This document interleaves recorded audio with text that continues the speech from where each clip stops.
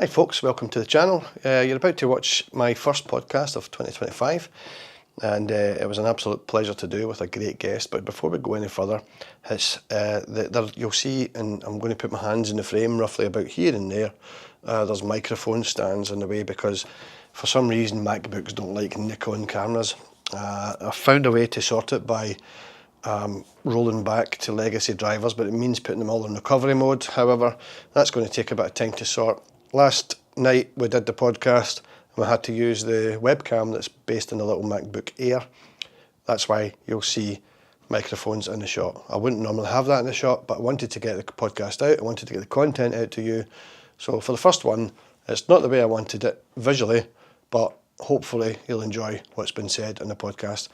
And if you've not already subscribed, check out TeapotOne on YouTube. His channel's absolutely amazing, and I especially encourage you to check out his Round the World series. You need to go right back to the beginning of his channel to watch it. It's absolutely incredible. It's inspiring. And Gordon also is part of the Riding Through Grief channel. Gordon's got his own channel, Mr. Whiskey Mate, or Mr. Whiskey Mate. Look it up, have a wee nosy. He's got some good stuff up there, and he's got some stuff on there as well from when Ruth was still alive and touring the world on his bike. So hopefully you enjoy it, and I'll catch you in the next one. Thanks. Bye bye now.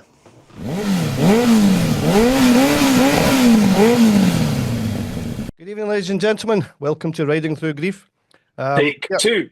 Yeah, take two. We are starting 2025 with a new format for our podcast. Gordon and I had a few podcasts last year in the studio, but there were so many other projects on the go that we didn't really get a chance to take off. So this year, we want to get started properly. The idea is to have a good conversation with invited guests so we can deep dive into their story, into what makes them tick, what makes them ride motorbikes. Not everyone will be motorcyclists, of course. We'll all have other people that are involved in other parts of the community, which is to do with bereavement and grief as well. But tonight, we have a fabulous guest. It's someone I've been following for years, Gordon as well. A huge fan of his channel, a huge inspiration to us. So I want to welcome Bruce Smart, TeapotOne. Thanks for coming on. Cheers, gents. Absolute pleasure. Looking forward to it. And this is a take two, folks.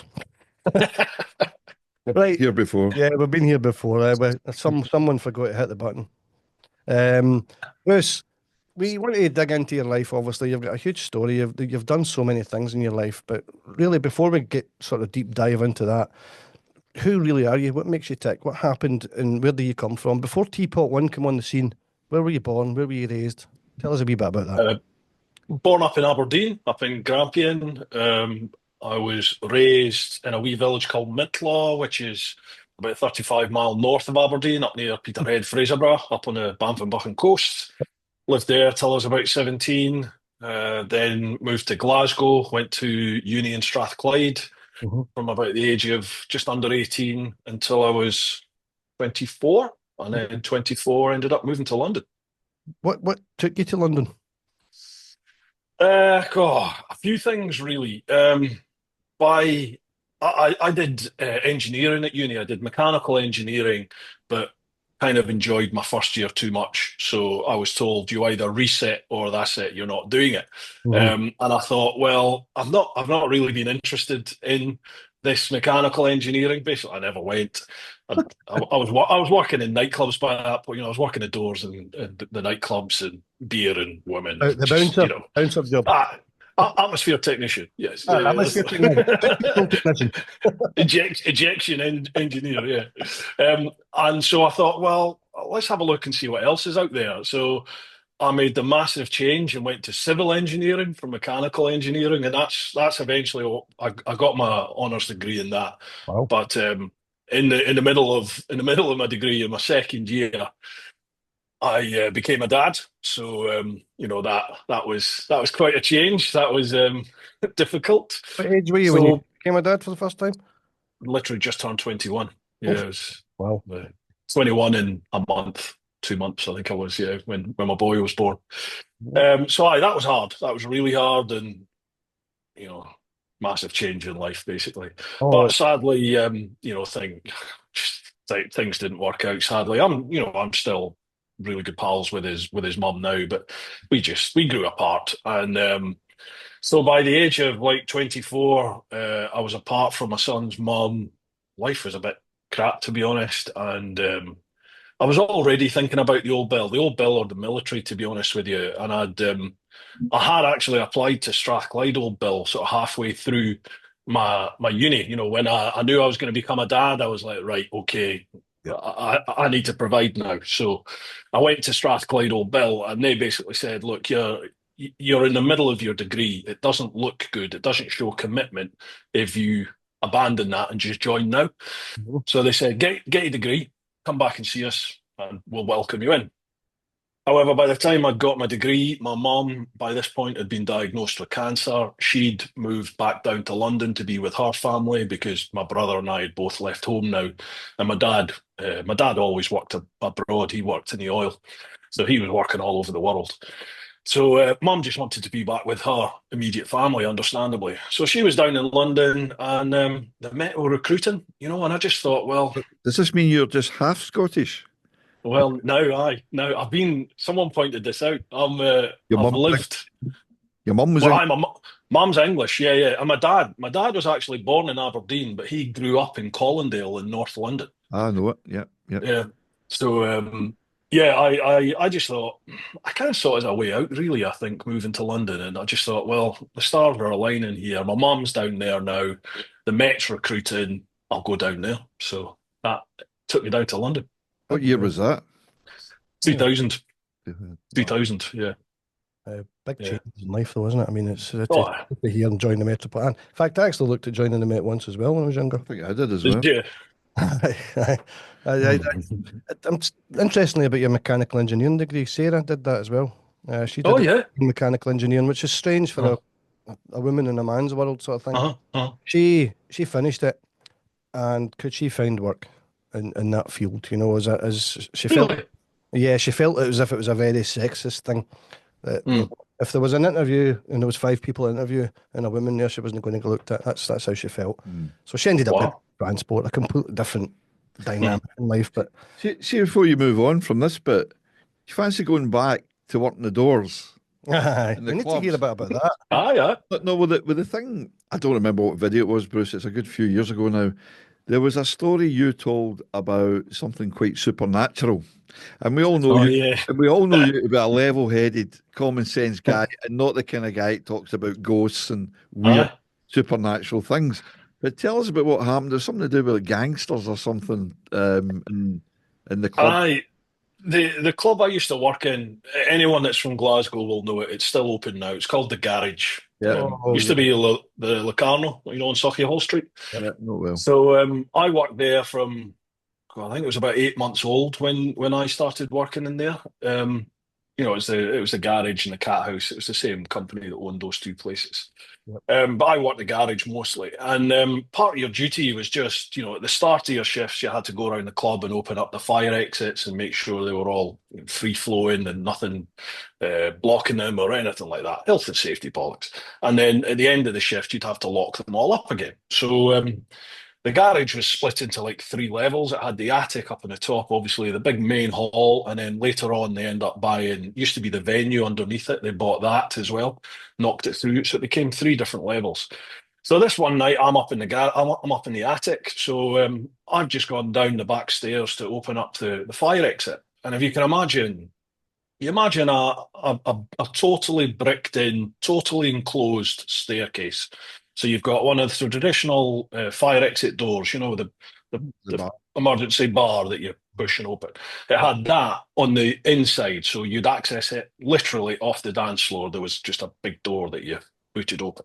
And that took you out into a wee small landing and then set of stairs, another landing, set of stairs, landing.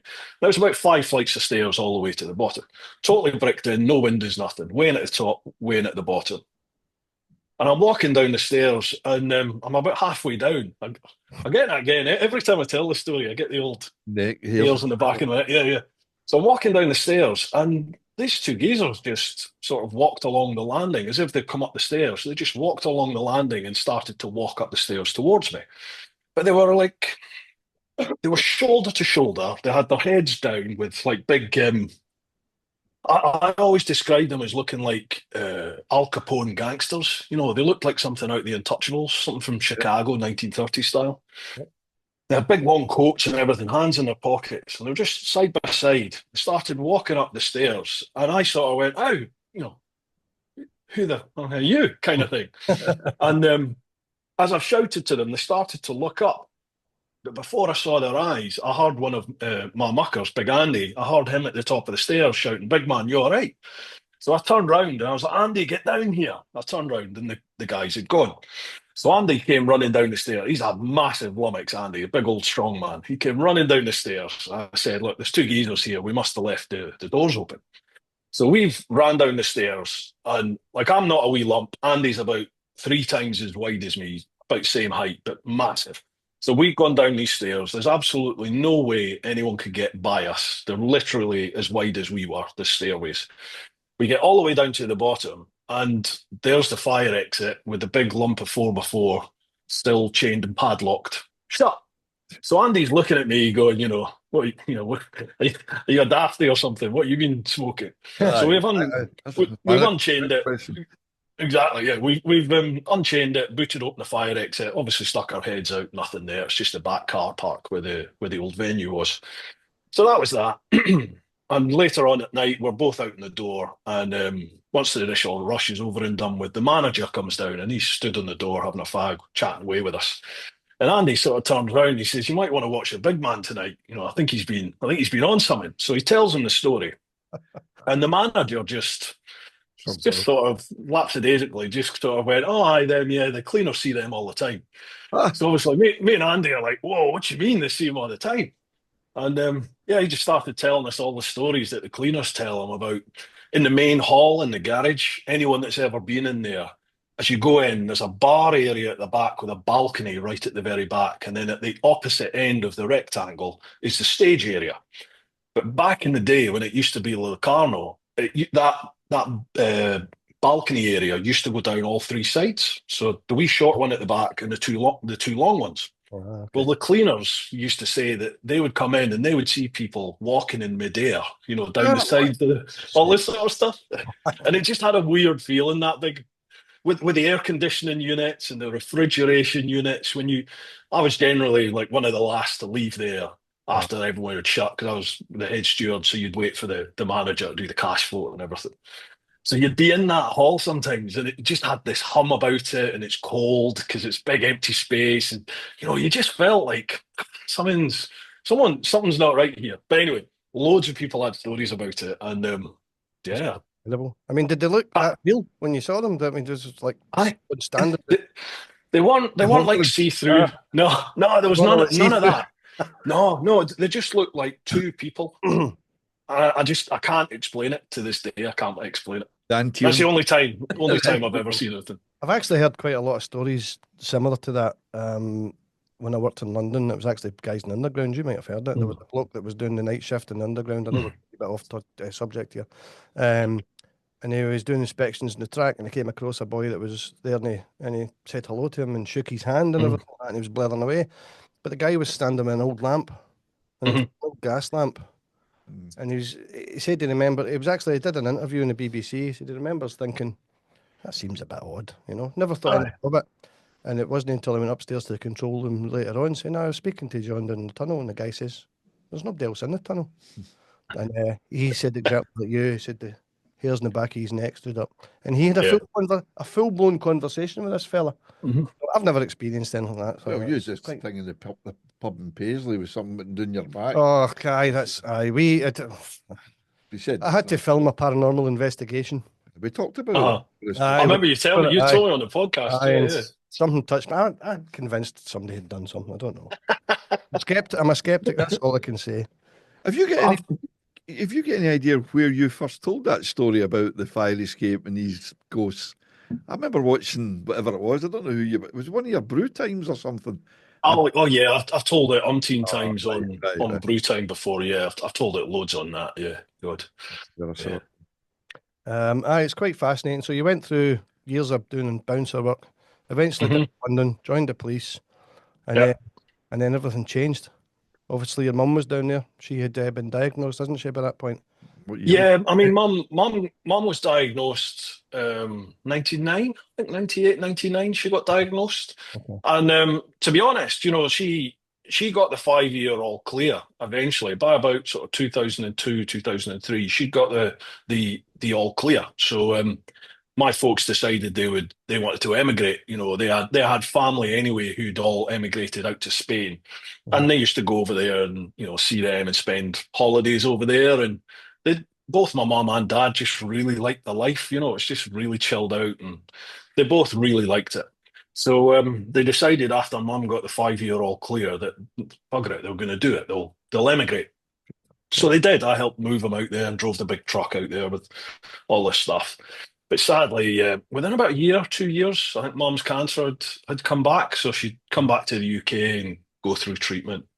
And each time she came back like two times, I think, after. And every time she came back, she would respond to it. You know, it would just be a case of, okay, right, we've got hold of it now, so we'll just keep monitoring it. But then, oh, when was it? 2008, 2000, late 2007. Mhm. It came back, and mom, mom had to come back to the UK for treatment. But I don't know why, but she just decided my time here in Spain's done. I want to be back in the UK now. So I don't understand what was different, what made mum do that, but she just decided, right, okay, I need to be back in the UK. Instinct. So yeah, maybe may well be. So So she, I was going to say, so go on. I'm a killer for timelines here. So you mentioned the year 2000. Was that the year you joined the police? 2000. No, 2000 I moved down to London. It took 2 years to get into the Met, so it was 2002 by the time June Right, 2002 by the time I joined. right. And then 2000 end to or mid 2007, for about the third time, mum's cancer had come back, and yeah, she just decided she wanted to be back in London, probably near family again. So yeah, we moved her back, and by this point, I had a flat. By this point, so rather than her go and stay on one of her sister's floors or spare rooms or something, I said, come and live with me. Yeah. So I moved mum in with me, and obviously my dad was working in South Korea, I think, by that point. So when he was home on leave, he'd stay with us as well. Right. But it just meant we had a lot. My mum and I had looking back, I probably didn't use that time enough, I think now, but at the time I didn't think this was it. I didn't think, Hindsight's a you know wonderful. what I mean? We all do the same. We just plod Isn't it? on and we think, Isn't it? everything's going to. Yeah, yeah. I mean, So yeah, mum was back living with me, and just she wasn't responding to treatment. Actually, there was a big fire at the Royal Marsden Cancer yep, Hospital, yep. up at Kensington. That's where she was going for a treatment. So the day she went in for a treatment, there was a big, massive fire. So they evacuated everywhere, Remember that. sent everyone home. Mhm. And to be honest, they forgot about mum. So it was about 4 months had gone by when she contacted them to say, when should I come back in?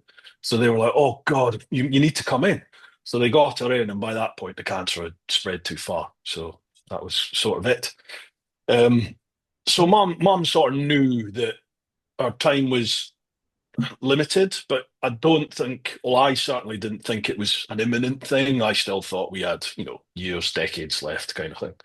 But we'd sit and chat, and one day she just sat on the couch with me. I had a day off work, and Long Way Round came on the TV, the Yeah. Charlie Boorman and Ewan McGregor thing. Yep. That came on the telly. It was on like Dave or one of those channels. And my mum had bought me the box set way back when it came out, 2003, 2004, before I even knew who they were or what they were doing. I knew nothing Watch it. about it. Did you watch it in 2004?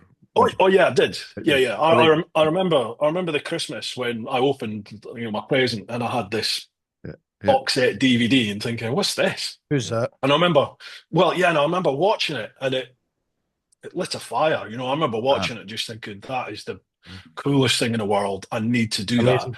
Yeah. But I, I had, to be honest, I had no like vision that was something I would do. It was like I would love to do that, but I can't do it at the moment. I've got a job, I've got my boy. It's just I haven't got the money. I can't do that. It's not attainable. So I just put it on the back burner, and like everybody, it's something I'll do later. However, this came up on the TV, and again I started coming out with all this bollocks saying, it's all right for McGregor, A-list celeb, all that money, blah blah blah blah blah blah blah. Yes. And Mum just she just said to me, she said, "Look, you've always spoke about riding a motorbike and you've never done it, and you've always spoke about travel and you've never done it. Don't get to my stage where you face the end and you regret what you've not done in life. Look after those that you love, but live your life." And I mean, it literally was the old thunderbolt. It was like an epiphanal moment, like a bolt of lightning in my head, It was and you I that was added just the like, woo-ha. yeah, woo-ha moment, yeah, totally. And I remember I was sat there, and I think I even had my laptop open, I think, on my lap, looking at God knows what. And I just thought, right, bugger it, I'm going to do it. And I remember just Googling how do you get a motorbike license in the UK, and direct access came up. So I mean, there and then I just had a look, got my diary out, booked it, and that was it. I said, right, bugger it, I've done it, I've booked it.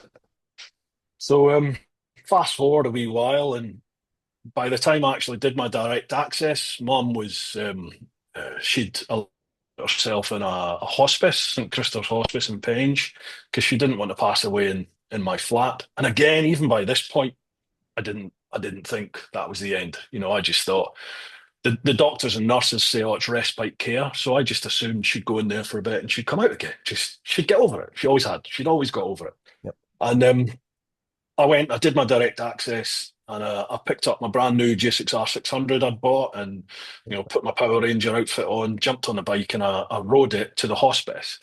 And I remember walking into her ward, saw her there lying in a bed or sat up in a bed, and I shook the keys and said, "Look, I've done it. I've passed my test." So she gave me a great big hug, and then she just said, "Promise me you'll do this trip." And I did. And 5 days later, she passed away. She lost her battle. Yeah, So yeah. I was like, right, okay, I need to do it. Really appreciate you sharing that, mate. I know it's difficult. That's all right.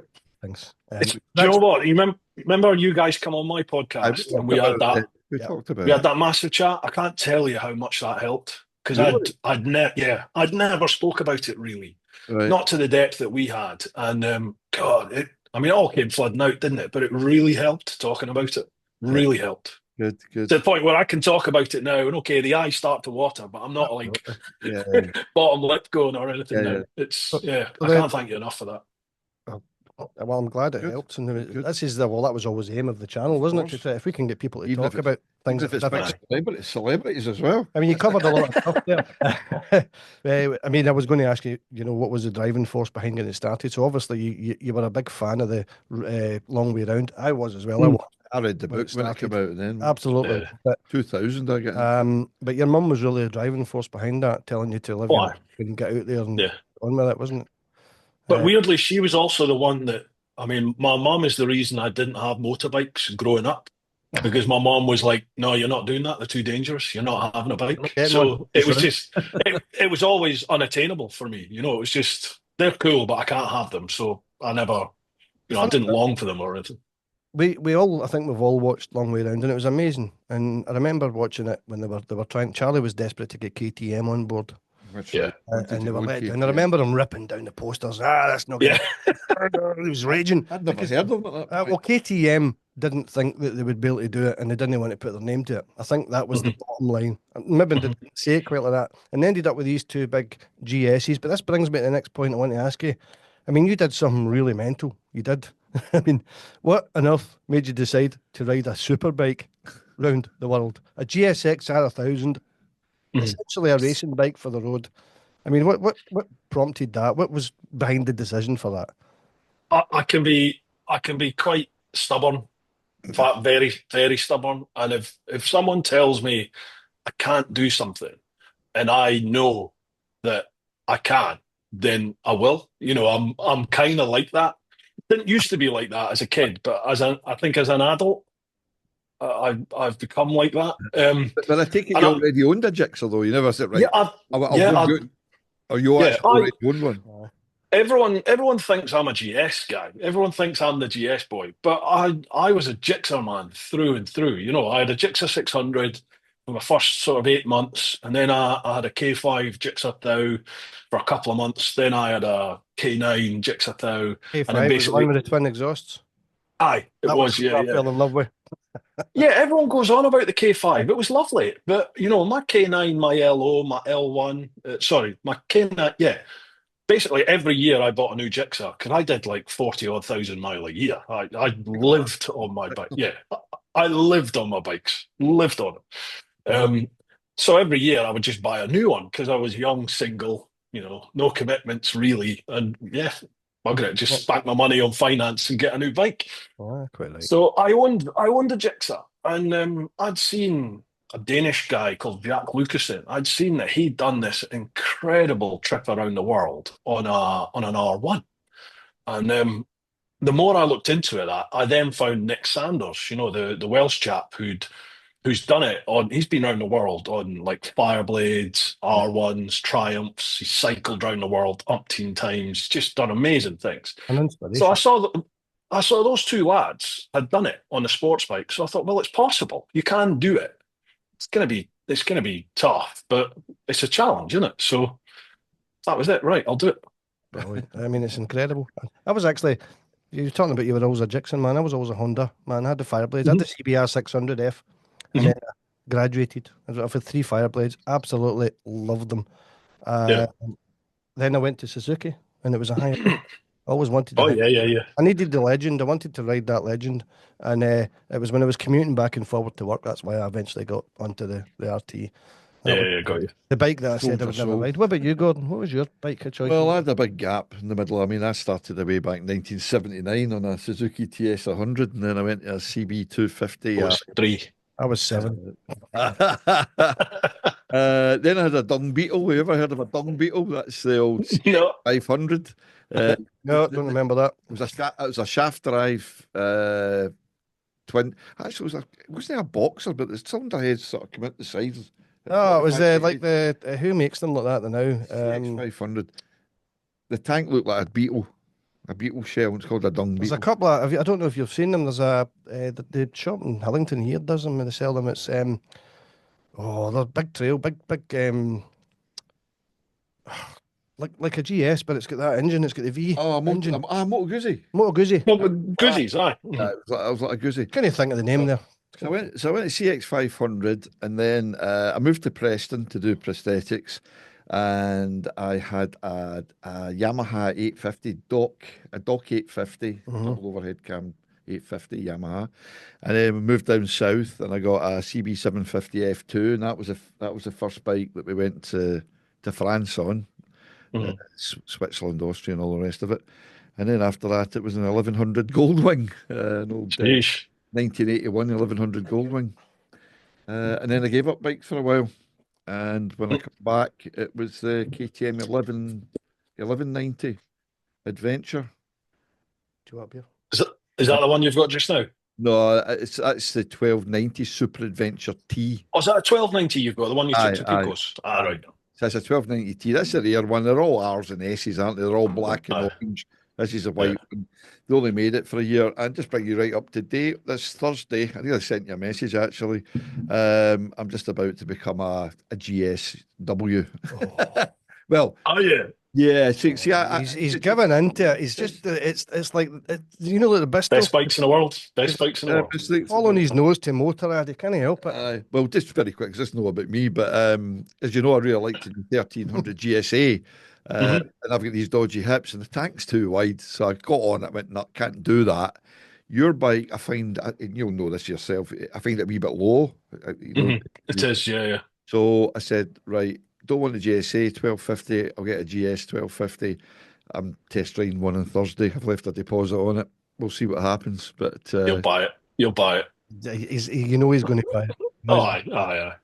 But it's like the thing with KTM though is my bike and trading is worth about 7.5 grand, but they're turning around and saying to you 3.5, 4 grand because of to KTM. Aye, they've So, done so I don't know whether to wait another 3 or 4 weeks, wait and see if they get a new financial backer, in which case you might get more for your trading. Anyway, that's the latest. Anyway, right. Pardon me. Back to the right. So you're around the world. You decided to go around on a super bike, which is absolutely mental, but very inspiring. And obviously, we've seen I've watched the whole series and all your trials and tribulations. Which into, tell me, how does a person plan to go around the world? I mean, how do you do it? What do you need to? What's involved in the? I mean, from watching your videos, I'm guessing it took several years to get it off the ground. Aye, I mean, right, I'll say this right now. You do not need to take all that time to go and literally, if I was in a position to just go. As in, I am in a fantastic position now in that it doesn't matter where I am, I can still do my job. My job is creating Yeah. content. So I can go anywhere in the world and do that as long as I've got internet connection. Yeah. Obviously, now I'm married, I've got financial commitments at home. But again, my missus is good as gold. So if I was in a position where I was just going to go, I could go, I would literally leave tomorrow. In fact, I could go straight as soon as we finish this. I'd be happy just to go. You do not need all this time at all. Passport, credit card, phone, go. You're If ready. you want to go, just go. Because the hardest part of these trips is leaving. You will think of every reason, oh, I can't go yet because I need to do this, I need to do that, I need to do that. That will just go on and on and on and on. You need to set a date and just go. Your, But your real, okay, I was going to say your real big issue was the fact that you were raising money for charity, so you were looking to get a lot of people on board, weren't you? yeah. I mean, in my head, naively, I thought, well, I'm doing this trip. I'm doing it on a jigsaw. I'm doing it for charities. My aim was to raise £1 million for these like 4 charities that I had. I didn't get anywhere near that. I think I raised about 13 grand in the end. Which is But it's better than a kick in the nuts, isn't it? But absolutely, yeah. it's Especially back then, um, a lot of money. but I mean, for me, this was 2008. I promised my mom I would do it. But again, in my head, I'm thinking, well, I can't do this now. I'll have to do it when I retire, when I get the lump sum pension off the old bill, then I'll go. 2009, I was at work. I used to work all over London in a sort of specialised public order unit. And when you weren't doing public order stuff, you were basically just tasked to an area of London, and you looked for the gangs. You were basically bullying all the gangs. That was your job. Mhm. So it was one day we saw a guy that was wanted for murder was put up on the radio in Catford, and we were there at that time. So I ended up in a foot chase with this bloke. And I was catching him. And, I don't catch people in foot chases. That just doesn't happen. I'm I'm Nolan for Christie here. And I remember I was catching him and I just thought, this isn't right. And he turned round and just pulled the biggest shooter I've ever seen and pointed it literally straight in my face. Bloody hell. And it was like the biggest barrel I've ever seen. It was like the barrel looked about this wide to me. And he pulled the trigger and I heard it go click. And by that point, I've been joined by all my muckers. And we sort of formed a big horseshoe around the guy. And he just sort of swung the gun round at everybody and then backed off and started legging it again. But we caught him and did what you do. And that was it. He got nicked. So later on, I'm out for curry with my mates. And I tell them about this dream I've got about riding around the world and the promise that I'd made my mum.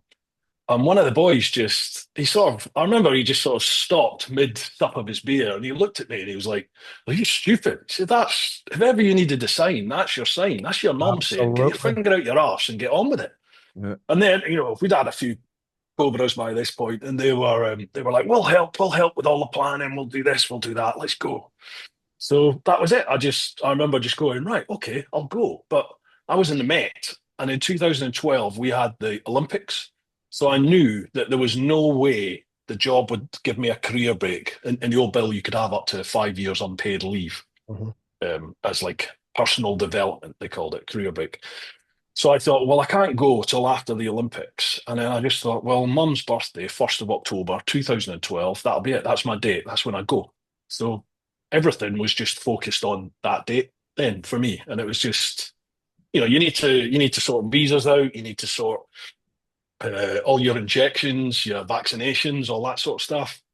I had to raise money, which meant selling everything I owned, basically. Logistics, like I had my son, so I had to chat with my boy and make sure Yeah. he was happy with what I was going to do and understood what I was going to do and why I was going to do it. Just all those sort of things, really. But I think you really can make a much bigger deal of planning these things than is actually needed. You can just go. You'd have to organise all your fixers and pay them as well in all the different countries. Yeah, but I mean, Again, again, I didn't use any. You don't, and fixers you find at the border. Like One these days, I don't even know if you do. Most borders are fairly what's the Porous. word? What? Porous. Um, no, they're quite clinical now compared to what they used to be. Yeah. You know, you still get the ones where it's just a hut and everything's a ledger on paper and money changes hands. But you'd be amazed, like a lot of countries I turned up that I thought were going to be, a right hoo-ha to get in, and I would have to bribe these people and not bribe those people. They were some of the quickest and easiest borders ever because you just turned up, everything was on computer, and they were just like, yeah, no problem, blah blah blah blah, blah bish bosh bosh done in. Like Colombia, I think I was in Colombia. I was out of Ecuador and in Colombia in like half an hour, if that. In fact, no, I think it was 15 minutes. I remember thinking, Jesus, this was quick. Wow. Other ones aren't, other ones you're there for a day, but it's just, it's Did you ever, just did you ever drive through a border without knowing it's there? I did that once. And I just zoomed through. The guy's leaning out the thing. "Ah!" Next thing that he's getting in his car. He's coming after me because I'm coming right No, through. Stop him. do you know? No, I didn't. But I did get caught out in Mexico because I crossed.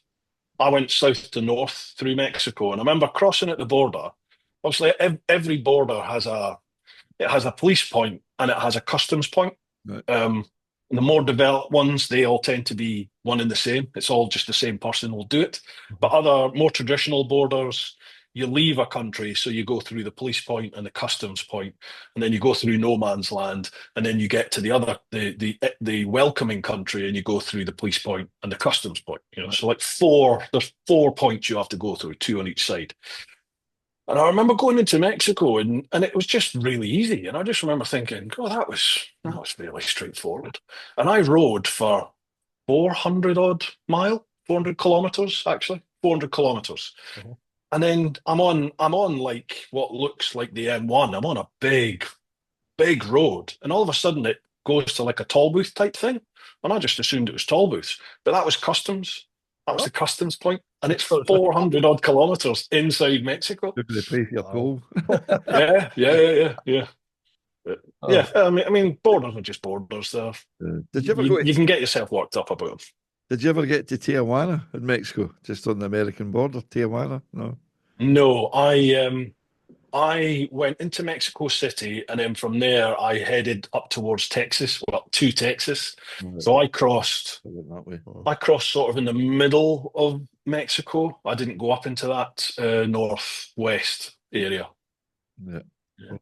I yeah. love Mexico though. Great country. I Loved had, it. had A one place night. I'd love to visit. I had one night in Mexico. We were in San Diego, Mhm. business thing, and the Friday night everybody goes across the border to Tijuana. The nightlife's great. Yeah. It's tuppence halfpenny for everything. Aye. Taxi Mhm. driver comes for us, heading towards the border, and he says, "You guys going to look for a whore tonight?" He says, "Because you can have a whore for $20. You want a super Oh whore? God. That's 60 A bucks. super whore. Super whore. It's you be my super whore, you'll never want to be anywhere else." And he drops us at the border. The next thing he says is, "Do you guys like strawberries?" What did I hear you right? Is that a euphemism for something? He's done his boot and given us a pint of strawberries. Oh wow. Anyway, blah blah blah. Now it's queer as folk. Aye. I know, man. I know. Watching your series around the world. Obviously, we know that there was a few difficulties that came about. Can you tell us a wee bit about Africa? Oh yeah. Well, Do you know what? I Mauritania. think Mauritania it was. Yeah. Aye, you looked as if you were kind of gradually being ground down, and by the time you made Yeah. that video, I you was could see it I in your was face. very yeah, I was very green. I've often thought if I was to go back, I let it beat me. And I think I mentally I let that continent beat me. From the second I got into Morocco and I Mhm. look back, Morocco's a fantastic country. You're safe as houses in Morocco. But Yeah. I remember being on my guard in Morocco, and my copper head was just like, oh, yeah, the second I landed on the African continent, you're just eyed about everywhere. And you just don't need to be. So I remember coming down through Morocco and into Western Sahara, and everyone was telling me, "Oh, God, where you're going, Mauritania." And I was telling them my route down through West Africa. Everybody was just saying, "You're going to die. You're going to get killed. They're gonna rape you. They're going to steal everything that you've got. You don't stand a chance." All that. And I remember the night before I crossed into Mauritania, I made the mistake in my digs of putting the TV on, Mhm. and I was watching. I remember I was watching an English-speaking news broadcast, and they were reporting how the Islamic fundamentalists, the Boko Haram lot, the ones that had Yeah, kidnapped all the yeah, Nigerian school Yeah. yeah. kids. The girls, yeah, Yep. yeah. Aye. Well, they'd exploded all through Central Africa, and they got into Mali, which is the next country across from Mauritania, and they just sacked Mali. They just swarmed into it, and they'd taken over Timbuktu, and there's like a famous, well, there used to be a famous sort of monument in Timbuktu. It's a big pole that people would go and get a picture on to say you're in Timbuktu. And they destroyed that, blown that up. And they were now starting to come into Mauritania. And I remember just thinking, oh, geez. And I got on a forum, the Horizons Unlimited forum, and I sort of put up there and just said, has anyone come through Mauritania? Has anyone been through recently? I'm going in tomorrow. And loads of people got in touch with me and said, "Yeah, I've been through. It's no problem at all. Don't worry about it. There's checkpoints everywhere, but don't worry, it's fine." Just told me it's typical Africa. You'll be fine. One guy messaged me privately and he said, "I was there 3 weeks ago." He said, "I just about survived." He said, "I could have died umpteen times. Do not go. Don't go." Wow. And it really played on my mind. And I was going anyway, but it Just really played on my mind. aye, Come on, the I'm going. Aye, taking stubborn me. Yeah, yeah.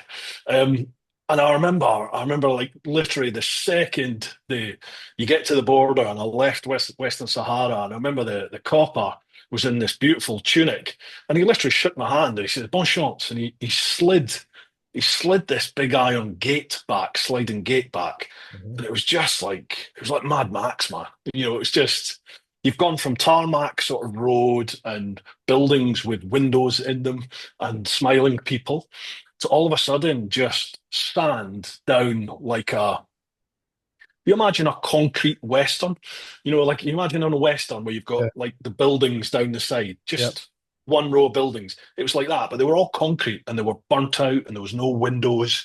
There was nobody about. Just, well, the odd person would sort of stick their head out of a doorway and run across the road.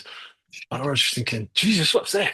And the Almost. look the border guard gave me, from Western Sahara, it was just like a look of pity. And he let me go in and then shut the door behind me. And I just remember thinking, oh, fucking hell, what have I done here? And literally from going in, I did the police bit, or was it the customs? But I did one of the parts anyway at this building. And then there's like a no man's land area that you have to cross to get to the next part of the border. Mhm. And as soon as I'd come out that first part, there were people coming up saying, right, give us this money, and we'll take you to the next part. I remember looking, and there was just like tire tracks going off into the desert, and I was like, no, it's all right, I'll just follow them. I'm fine. So I sort of shooed them away, rode my jigsaw in the sand, and literally went over the sand dune. And as I went over the sand dune, the tracks split. So there's one to the left and one to the right. But I'm looking, and in the horizon, I can just see like a pylon. So I thought, well, that's got to be it. So I'll just aim for that. So I took one of the paths, and it was like it was like I was going through a junkyard. I just remember there being lots of knackered cars and vehicles just everywhere, but like upside down, and I mean, it looked like a war I'm zone. not a mad man. Also, no.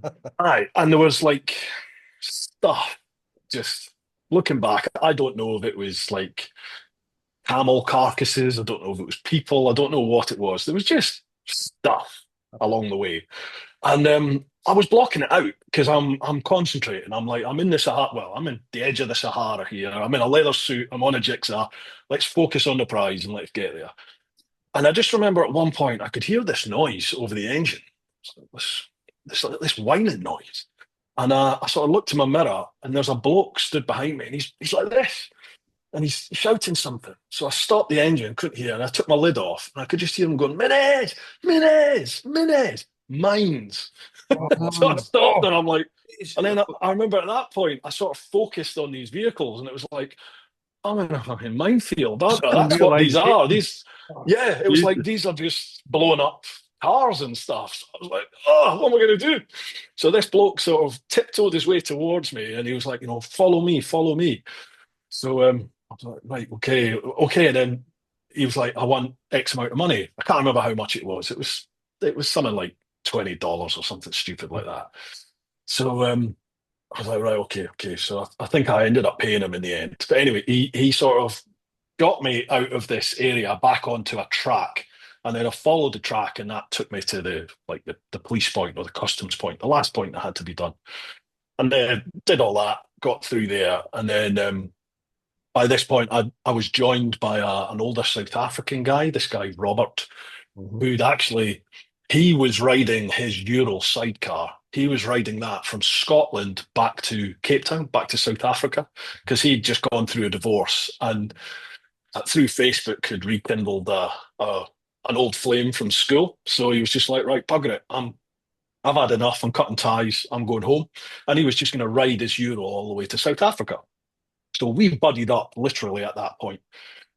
And I remember as we sort of got through the border onto the road, it's now like 3, 4 o'clock. And at that point of the year, about sort of October time, no, actually, it's November time in the Sahara, it just gets dark. It's like there's no sunset, and it's just like you've got half hour and then it's pitch black. The sun just goes out. It's like the switch a light switch. Yeah.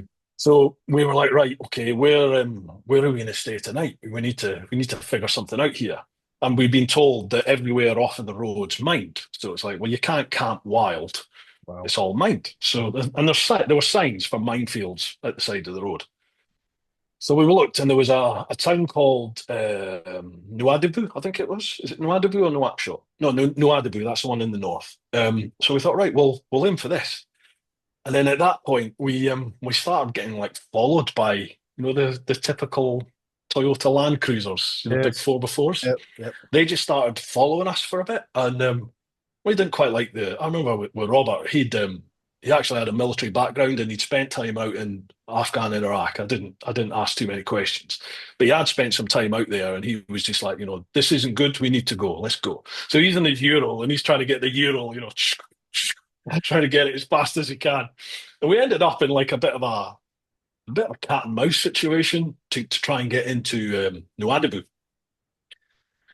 And we sort of get in there, and just we're looking for this famous backpacker overlander like campsite place that there is in that town.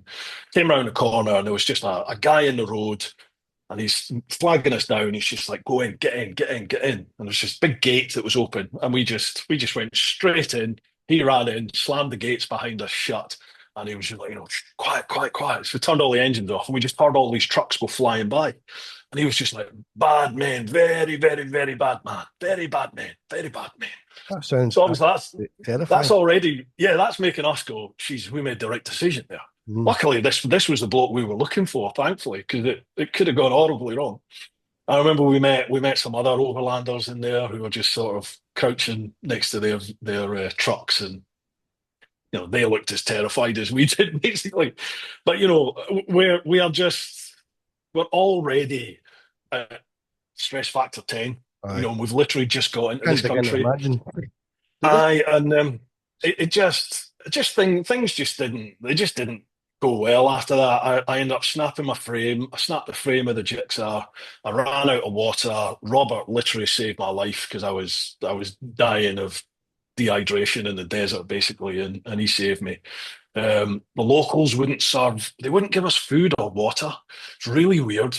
They just, They wouldn't you give know, them. they no, they no matter how much we tried to pay them, they wouldn't give us it. I don't know why, but they wouldn't give us stuff. To this And day, then you as don't we're, know why. To this day, you pardon? still don't know. To this No, day, you still don't know why. no, still no idea. And I remember I think Robert actually pointed it out. He was like, when we rode along the road, and you'd go by little sort of villages, if you like, buildings at the side, where people lived. Mhm. The wee kids would run along the road, and they would be laughing and smiling at Robert. But with me, people were literally throwing their shoes at me. And, I look back and I think, I wonder if it's because I was on that bike and I'm in my leathers and the bike was covered in logos and was I just like a vision of the West, whereas Robert was in an Maybe, old battered Ural, maybe pair of happy rigger Western boots. society, yeah. Aye, yeah, and I don't know. We got totally opposite reactions from people. But anyway, long and short of it, there's loads of checkpoints all through Mauritania, and we got set up by the old Bill at one of them, so that when we got to the border with Senegal, Rosso, which at that point had the reputation as the most corrupt border in Africa, believe it or not. When we got there, the old Bill had already let the gangs know that we were coming, and we got taken by a gang basically, and that was that. Held for a while they tried to get all the money off of us. Mm. So eventually, I mean, I look back at the time. At the time, it felt like a fairly significant event. But I look back and I think, do you know, if they were going to kill us, they'd have just killed us. They'd have just killed us and taken whatever they wanted. Yeah. It was purely just to try and get money out of us. That was it. Intimidation, So wasn't it? So they yeah, yeah. didn't steal your bike? No, No, no, no, take the no. bike. No, believe it or not, once they were happy, they got all the money that we had on us. Mhm. They took us back to the border compound and queued with us and did the paperwork for us to get us in, and Really? then put us on the boat. Yeah, yeah, yeah. I'm not kidding you. And then put us on the boat. Like they were working with the old Bill, and they put us on the boat across the river into Senegal. But we didn't have passports. They kept our passports, and I remember saying to them as they put us on the boat, I was like, you know, you've killed us. You've got all our money and our passports. You've killed us. And they were laughing. And I remember just thinking, like, if I could get my hands on, I'd kill you. If I could get my hands on you, I would kill you right now. But the boat's just chugging over the river. I thought, right, we're done. And then as we got to the other side, this little like speedboat thing chugged along behind us. And it was one of these lads. He was only like 16, 17. And he just threw our passports at us, just threw them onto the bank, Wow. turned around, waved, and went back. That's You can't make it up, could you? So that was us. That was us in Senegal. And Robert the moral. so it's no wonder you made a difficult decision to return back at that point. And was it at that point when you came back home? yeah, we had about Robert needed a visa to carry on. I had all my visas already in place, but Robert didn't. He didn't. So he had to go to. We were going to Dakar, but he had to go to an embassy in Dakar and get a visa. So we booked ourselves into a like a hotel place for Mhm. about 10 days, I think, that he was going to need. And I was just using that time to try to sort my head out and decide, right, what am I going to do? I'm going to carry on or not? And I made the decision that I pretty much lost. I think I had about 3 grand, 3.5 grand left by this point. How I did they remember, not get your money then? How did they not get the 3 grand? right, you know, Did, in Krieger rucksacks, Mhm. there's a waterproof lining in the Krieger rucksack, Yes. and you put the camel pack, the water hydration pack, Yep. Yeah. that lies inside that between the Okay. outside of the I get it. rucksack and Get it, and yeah. the waterproof liner. Well, I had all my cash. I'd put all my cash in waterproof bags and hidden it inside the hydration pack. So just every night or whenever I was out of eye shot, wherever I could be, I would take some more cash out and, hide cash in my boots, in my pockets, wherever, on the bike, Yeah. all the usual places that you hide money. Yeah. But the bulk of my cash was in the Yeah. hydration pack. So I thought to myself, I've got like 3.5 grand, and I thought, right, I can get to South Africa on this, but if I do manage to keep my money, what am I going to do when I get to South Africa? Because there's not enough there I can't go anywhere. How much You did know, they it's, I'm take not, off you? How much did you lose in the robbery? Another 3 or loads more? no, no, no. I think between Robert and I think they got about $400 Right. Oh, there. Yeah, but they were just, they were doing stuff like they played like Russian roulette with literally Russian roulette with guns, and they're just trying to get the cash. Just give us the money and this can stop. And so you'd just be like, right, okay, yeah, here's like $50 I got in that pocket, and go and get you a can of Coke, and then they would do something else, and it was just mental games basically, because they knew you hid your money, so they were just trying to get all the money out of you. yeah. And I remember at one point just kind of going, sort of laughing really, and just going, excuse my language, but you fucked me, you fucked us, you've got all my money, you've got my passport, you've got all my paperwork. What am I supposed to do now? And I think at that point they just thought, right, okay, he's done. We've got his money. Mm. And then they were just nicey. All right, well, we stood chatting away with us in the queues to get us through the border. See, Really, really weird. But yeah. yeah, I made the decision, right, I'm gonna head home, tail between my legs, and see I'll get back to work. And Can, maybe in a few years I can go again. can I ask you then, Bruce? Because a bit I don't get there is that you've only lost $400. Mm. You've lost. I think you've lost quite a bit of paperwork, but you've got your passport. So is Mm. it because all the visas, the paperwork you've lost that you're heading home? Because you've still got No, just such it's, a it, knackering experience that it just yeah, took the it, wind. it beat it beat me psychologically. It beat me mentally. It beat me. I think probably the potential for further Aye, exploitation yeah. of nothing as well would be in your mind Yeah, at it that could point happen as well. again. Uh, Mm. bear in mind these lads that had just done that to us. Hmm. They when they heard where we were going, when they heard I was going to Congo and the DRC, Yeah, Nigeria, they yeah. were just like they were like, you're going to die. They will kill you. And I remember Mm. it just Yeah, did just me, basically. I was just like, what am I doing? I remember at one point just thinking, what am I doing here? The first people are going to know of anything isn't right. The first time people are going to realize something's wrong is they'll go, "Oh, I haven't heard from Bruce on Facebook in a while." Yeah, And then I started thinking about, my missus, my boy, family, all that. And I just remember thinking, what am I doing? only that. Why risk it for this? Yeah. Um, So yeah, you said so you I decided to go back, and thankfully I got the option to go again. I was going to say, because you didn't seemingly impossible after the experience you had Yeah, there, and you yeah. managed to pick yourself up, shake yourself down. You went out and did some more marketing to get money, to raise money, and you got yourself back out there. And did you go back to Yeah, work? yeah, I did. Yeah, 7 weeks to the day, I was back standing on the embassies of London in my old job. really, Just stood there. Yeah, after two Yeah. and a half, 3 years of planning, of this big rigmarole, of everybody at work knowing what I was going to do. 7 weeks later, I was back there with them, and I felt a complete cock, I tell you. But I remember, where did I end up? I ended up early December. They had the NEC bike show. So I've only just got back, and Bridgestone invited me up to the NEC to be on their stand because I was using their tyres for the trip. Yeah. So I'm up there on their stand, just chatting away with people, and this guy came up, and he was like, "Oh, yeah, I've been following your story in Fast Bikes Mag. I was writing for Fast Bikes Mag, and he said, I've been watching your vids. I said, what's next? What's happening? Are you going to go again?" So I basically said, "Look, I'd love to, but I sold everything I owned to do that trip, and unless yeah, I've literally got like three grand. In fact, I had less than 3 grand after I shipped the bike back. I think I had like 1,500 quid.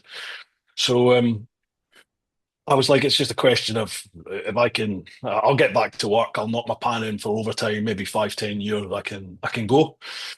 And he said, "Oh, right." I said, "Well, my name's Martin McDonald. I'm blah, blah, blah from Delta Energy Services. It's our 25th anniversary next year. I'm Bike Daft, the company's Bike Daft, and we're looking for a promotional vehicle, to mark our anniversary." He said, and I kind of thought it was you. So if you think maybe we can help, here's my email, give me his business card. To Mhm. get in touch. So thank you very much. I genuinely at the time didn't think anything of it. No. So that was that. And then I remember over Christmas, New Year, one night I'm on the Chinese embassy on a night duty, and I'm stood there by myself in the freezing cold.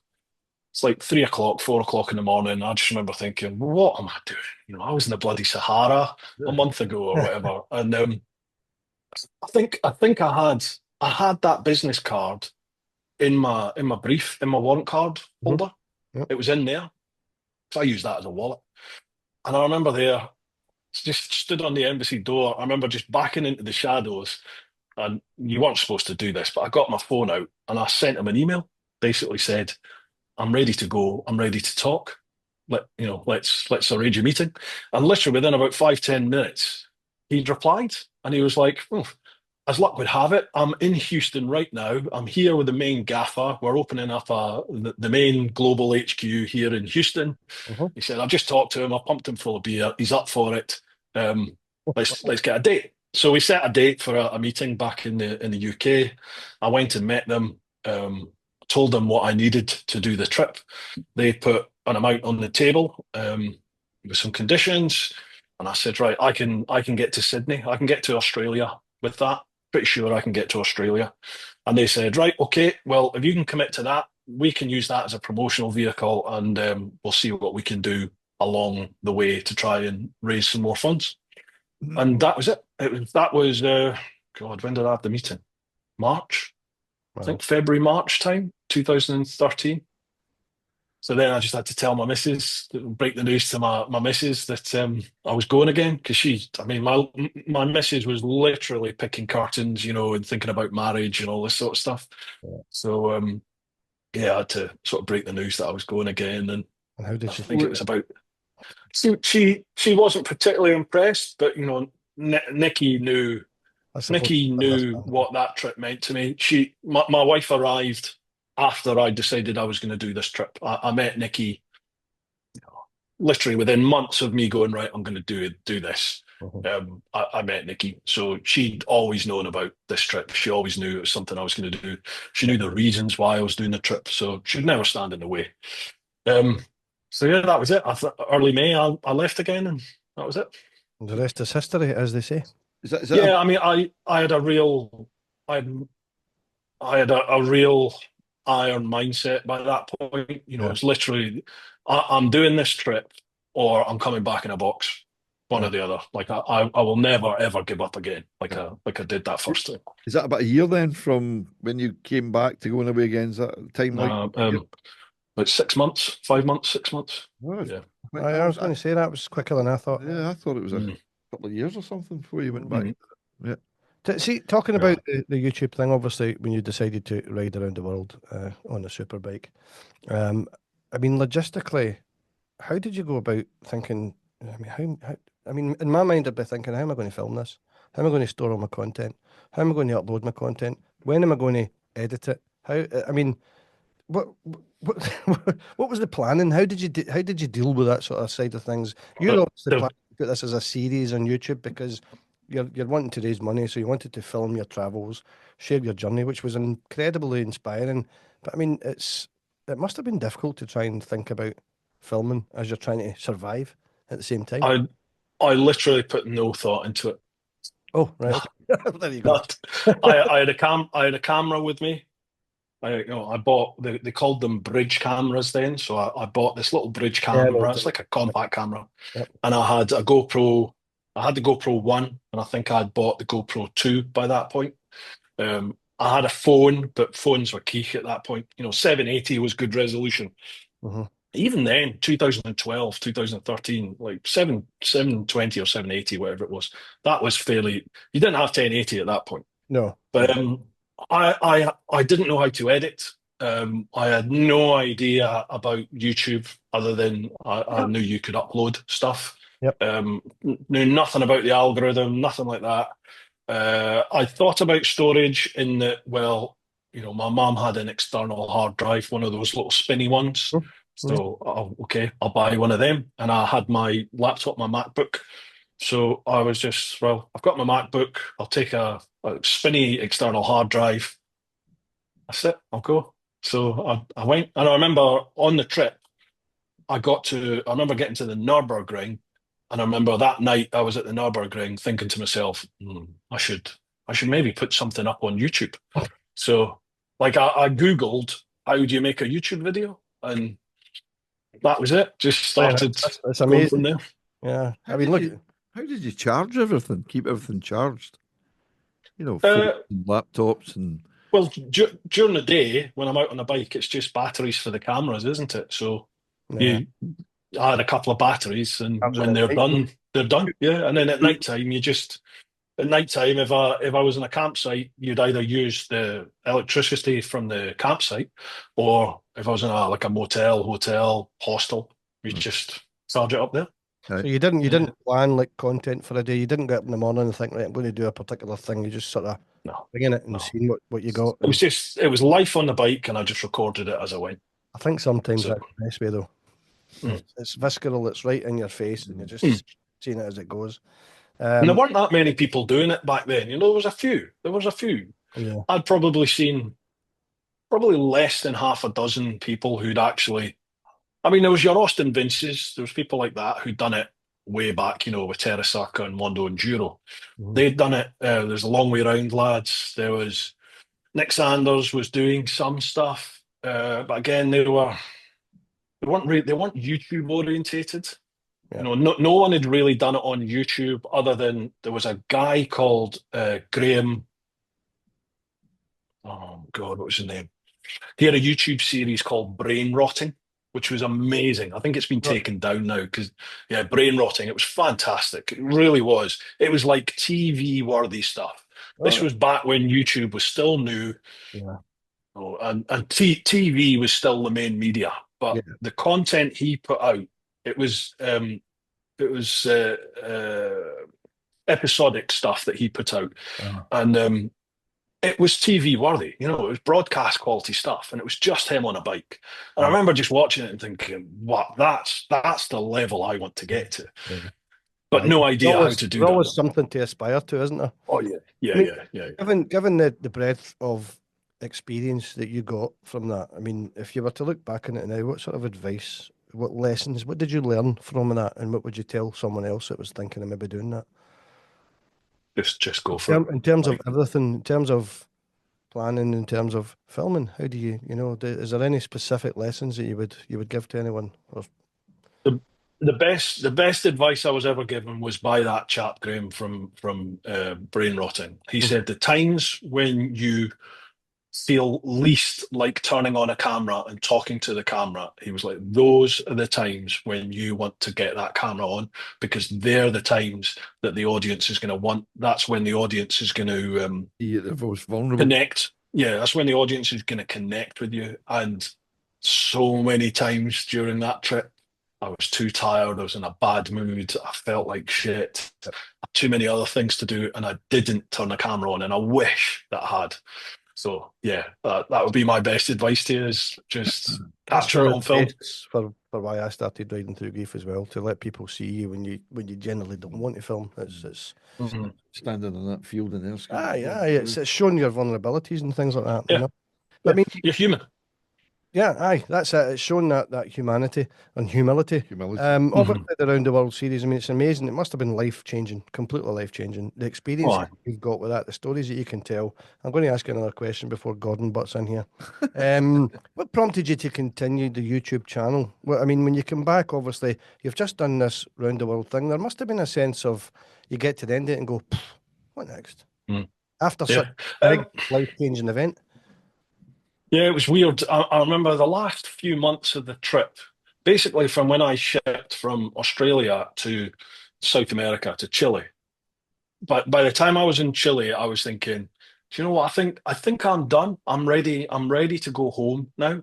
So I really did batter through South and Central America, proper head down, arse up. And I always say I hate to have regrets, but that is something I wish I hadn't done. I wish I'd spent longer there and experienced more. Yeah. But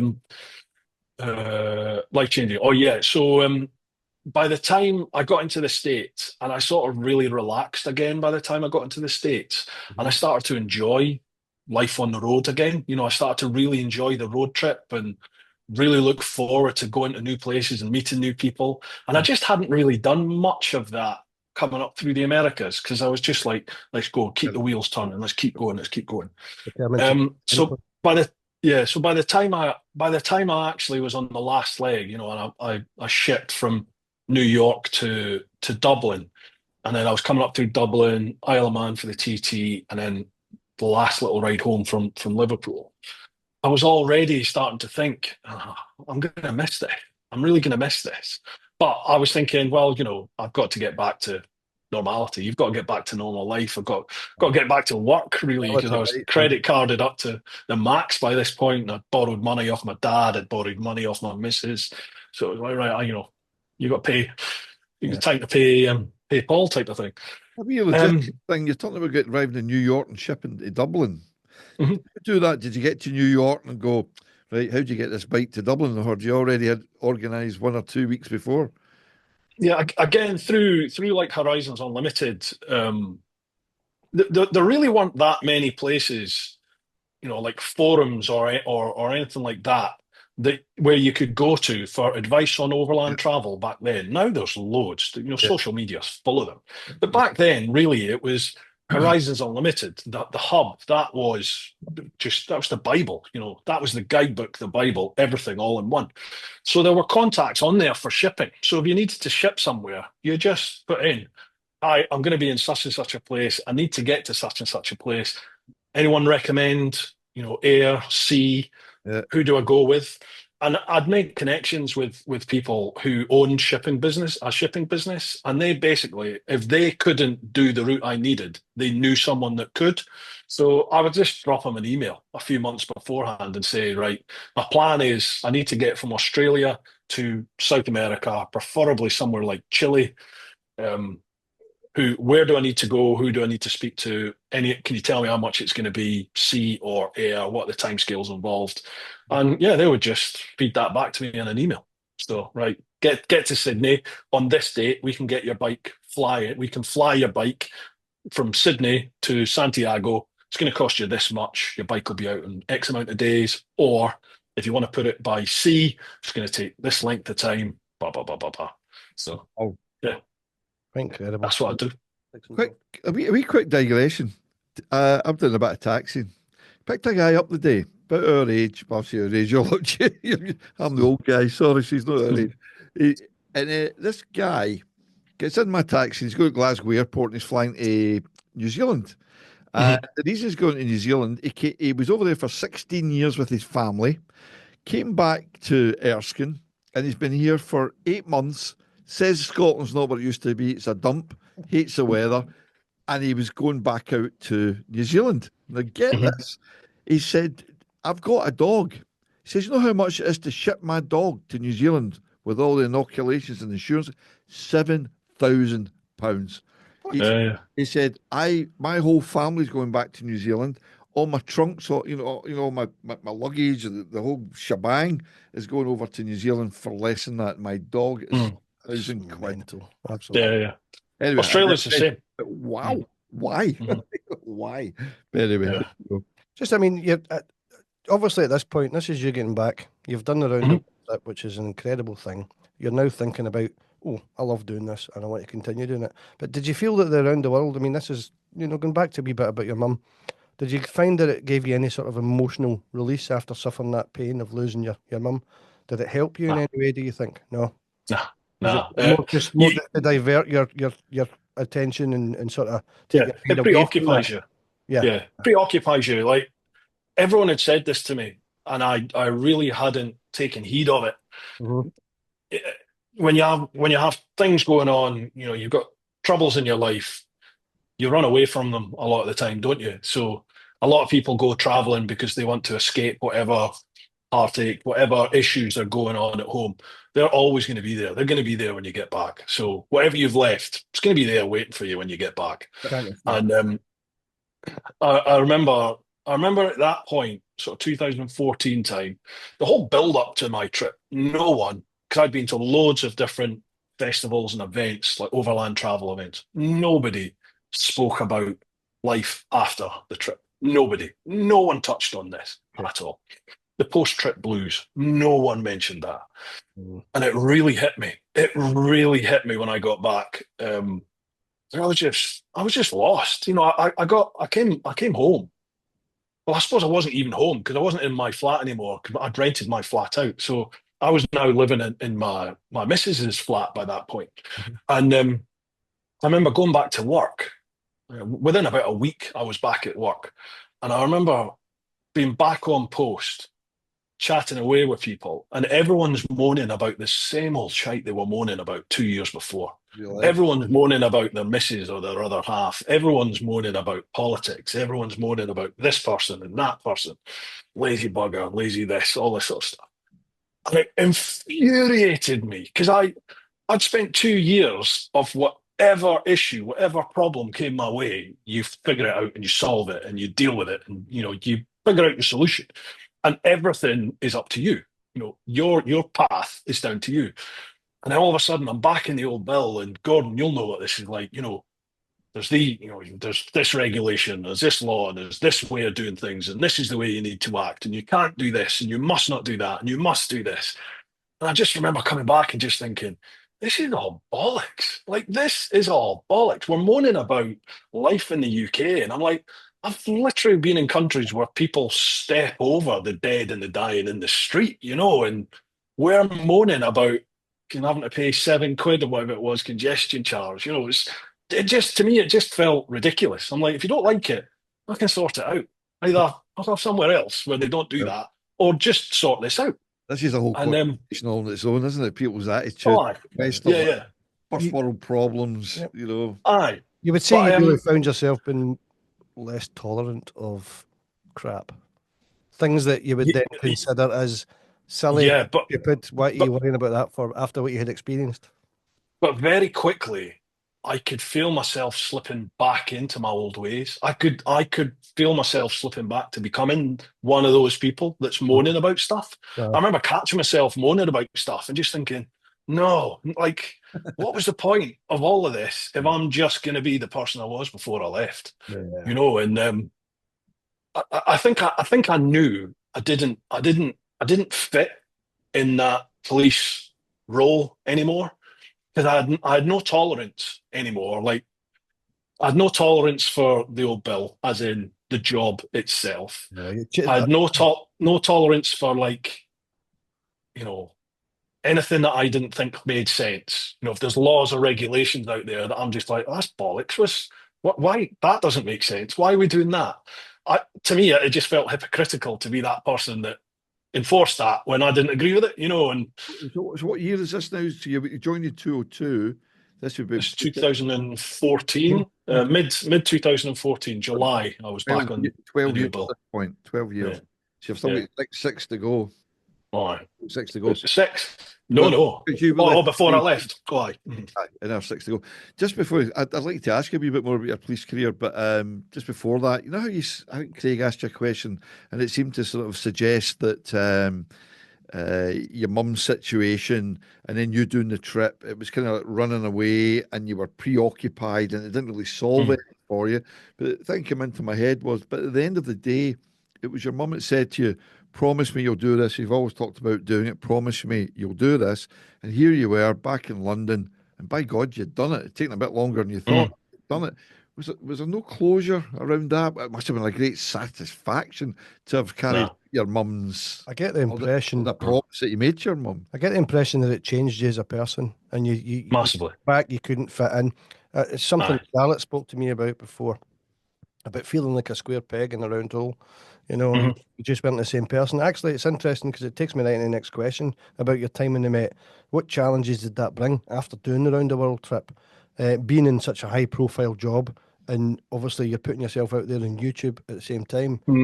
Two different characters there going on. You've got this Bruce Smart, I'm TeapotOne, I'm out here on YouTube creating content, sharing your experience with the world, but then you're standing there, you're doing sort of standing in embassies, it's It was a few years before I started YouTube again. Like, I came back and the trip was done. So for me, the YouTube channel's finished. The YouTube channel was TeapotOne was the world trip. So right. it's done. It's done now. Cheers. Thanks You for watching. consider that I'm off. Right. Yeah. Okay. But I felt really lost. I felt really, really lost. And towards the end of 2016, I think it was about October time, I'd had loads of messages on, like, Facebook and emails from people going, like, what are you doing now? Like, can you do a vid and let us know what you're up to and where you're going and what's the next challenge? And I didn't have a next challenge. There was nothing lined up in my head because, I'd lived the dream. I'd done it. Yeah, you've done the biggest challenge anyone can really do. That was it. It's in my head. I'm like, well, I set out to live the dream. I've lived the dream. Now it's back to reality, and we're going to pay for it now, kind of thing. Yep. But I really was quite lost, and I think my missus actually said to me. I think Nikki said, "Why don't you just do a little video update and let people know what you're up to and what you're thinking and what you're feeling?" I remember watching. So I did. I think I did like a Q&A, or I did a couple of Q&As, and they just went down really well. And I remember I just loved it. I felt like back in touch with people again, like the connection with the sounds corny, but the community, the sort of, there was about 600 odd people that had been following the YouTube channel, and it was just like an instant connection with them again. And I almost felt like at home. It felt familiar and welcoming again. And I suppose those people they only knew me through the trip. They didn't know me really, Hmm. the real me outside. So I felt like I belonged there. Whereas in my old or current life, Yeah. I kind of just didn't feel like I fitted there anymore. Yeah.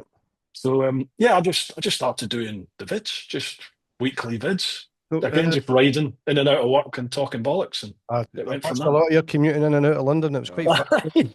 that. especially put his shoulder out. A1600 G7 at clappers down through the middle of London. Oh yeah, yeah, yeah, yeah, yeah. So, But sorry, go on, Gordon. this is 2016. Mhm. You're back, you're feeling a bit low, you don't fit in, etc., etc. But didn't you go and learn to ride, not learn to ride bikes, but didn't you ride bikes in the old Bill? Yeah, eventually. I wait. When I did that waited. start? I had to wait years because I was doing the trip. I was basically taken off the list to get a bike course. I worked in a diplomatic division by the time I did the trip. Hmm. So I was taken off. They knew I was a biker, but I was taken off of that bike course list because I was going to be going away. And to be honest, no one thought I would come back. So they were like, "What's the point? What's the point in giving you a bike course if you're not going to come back?" And once I came back, I developed a heart condition while I was away that I didn't know about. I only found that out when I came back and tried to get my firearms license back. Oh. So it took me about another year to get through. I had to have a cardio version, where they reset your heart. So I had to have that done, and I've been fine ever since. So once that's all done, there's more hoops that you have to jump through to get your firearms license. And then by that point, I'm right at the very bottom of the list for the courses. So Yeah. it took a few years to work my way back up to the top and get the course. But then by the time I got the course, literally, I did the course, passed it, turned up for work on the Monday morning to be told, sorry, but you're now suspended. You're on light duties. You're being investigated. And that was because somebody had complained about a copper had complained about a YouTube video. Rolls very nicely into what I was going to ask you about. That'd be 2020 then, Aye. 2019, 2020. 2019. And just one wee stupid wee question. Did I see you in a video standing at the front of 10 Downing Street? Yeah, that's where I worked. I That was worked your in original diplomatic goal, protection. wasn't it? Yeah. You were the cop Yeah. on the door, yeah. For a wee Yeah, while. yeah. It's one of the roles. Yeah, we Yeah. we used to, that division provides armed protection for embassies, consulates, houses of parliament, and they also do like witness and suspect protection in hospitals and all that sort of stuff. We know. Obviously, you were faced with making a difficult decision. The Met put you in that position. I think professional standards, you said, were involved by that point, because of YouTube. Obviously, knowing what you know now about everything, I mean, if you could go back in time, then you would have changed about how you went about things, or would you still have, knowing what you know now, would you still choose a YouTube channel? Oh, 100%. Yeah, I think that 100%. might be the case. Whoever it was that put that anonymous complaint into our professional standards, they've done me a favour because Yeah, they catapulted you into this new life, didn't yeah, they put me in a position where I felt like I had no other option. I mean, there was nothing going to happen through that investigation. The absolute worst they could have given me was a written warning to say keep your nose clean for the next 3 years. That Yeah. was it. That's all they could do. But this governor, she decided she could add whatever stipulations she liked. Uh-huh. Again, this goes back to things that when I think they don't make sense, Yep. I bite back at it. I bite back at it. Mhm. And she basically said I had to stop all social media, everything, personal, TeapotOne, everything. I was not allowed to have any. I couldn't have the YouTube channel, couldn't have Facebook, couldn't have anything at all. And I thought, well, that's bollocks. You can't do that. What about my right to a private life? Mhm. And apparently she could. I went to the Federation and asked them, and they basically just went, yeah, she can. And I just thought, that's a bot. Bear in mind, by this point, Yeah, make money off it. Pardon? You're earning a wee bit of income from it. No, I mean, I think back then the most I would ever earn was about 300 quid maybe off of YouTube. I don't earn much off YouTube as it is. I make my money from I know, but tours, that Patreon. might have been That's it. the basis of their argument. No. their argument, the money thing. Oh no, because everything was above. I declared all business interest. That was all. That's all done. They couldn't do me for any of that. I declared it all. Had an accountant. It was all sorted. It was just basically this bitch of a governor. It was just her having her little bit to go. I've got my power on you. She didn't like the fact that I had social media. She didn't like that, and she didn't like the fact that I didn't hide the fact I was old Bill. Everyone knew I was old Bill, and I'm out there. And yeah, okay, I would ride spirited. I'd never ever. I don't think I'm reckless at all. Even looking back at old footage, I don't think it's reckless.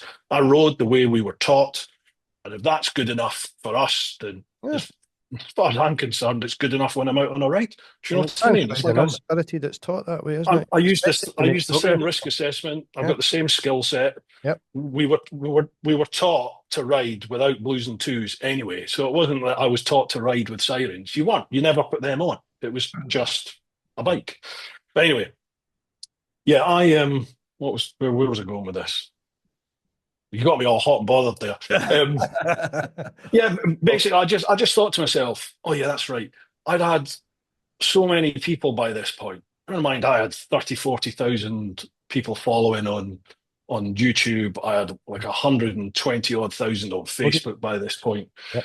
And I would get messages every week from people that, Jesus, they would say things like, I'm in the last stages of my own life. I've always wanted to do what you've done. I've managed to live it vicariously through you, and you just get messages from people that were really facing demons, Yes. and for whatever reason they've connected with the channel and with the community that's on there, and it's given them a bit of light. It's given them a path to try and see through whatever it is they're going through. And I remember just thinking, I get more. I get more from that side of my life than I got from standing outside some embassy protecting people that, to be honest, I didn't give a fuck about. So why am I doing this job? Why am I sacrificing that for that? See what you spoke about. It's really strange that you've said that because it's right what I've got written down here. I'm just going to say, live your life. Let's talk about that. This is what I've got written down. And you've just been talking about these things. It's a very powerful mantra. And it really seems to be something you're embracing, which we can all see with the content and the life that you're leading. And that was the other question, are you aware of how much inspiration and motivation your channel brings to others? For example, me, your content from Round the World series helped me through some of the worst days of my life. I was in the depths of despair. You unknowingly, you didn't know who I was, helped me through some of those days. And the question was, and you've just kind of, just funnily you were speaking about, is how does it make you feel knowing that you impact people's lives in such a positive and inspirational way? How does that make you feel as a person? Not an easy question to answer. It's not, because I'm aware it has a positive impact on people. And it's brilliant. It's amazing. It's kind of like,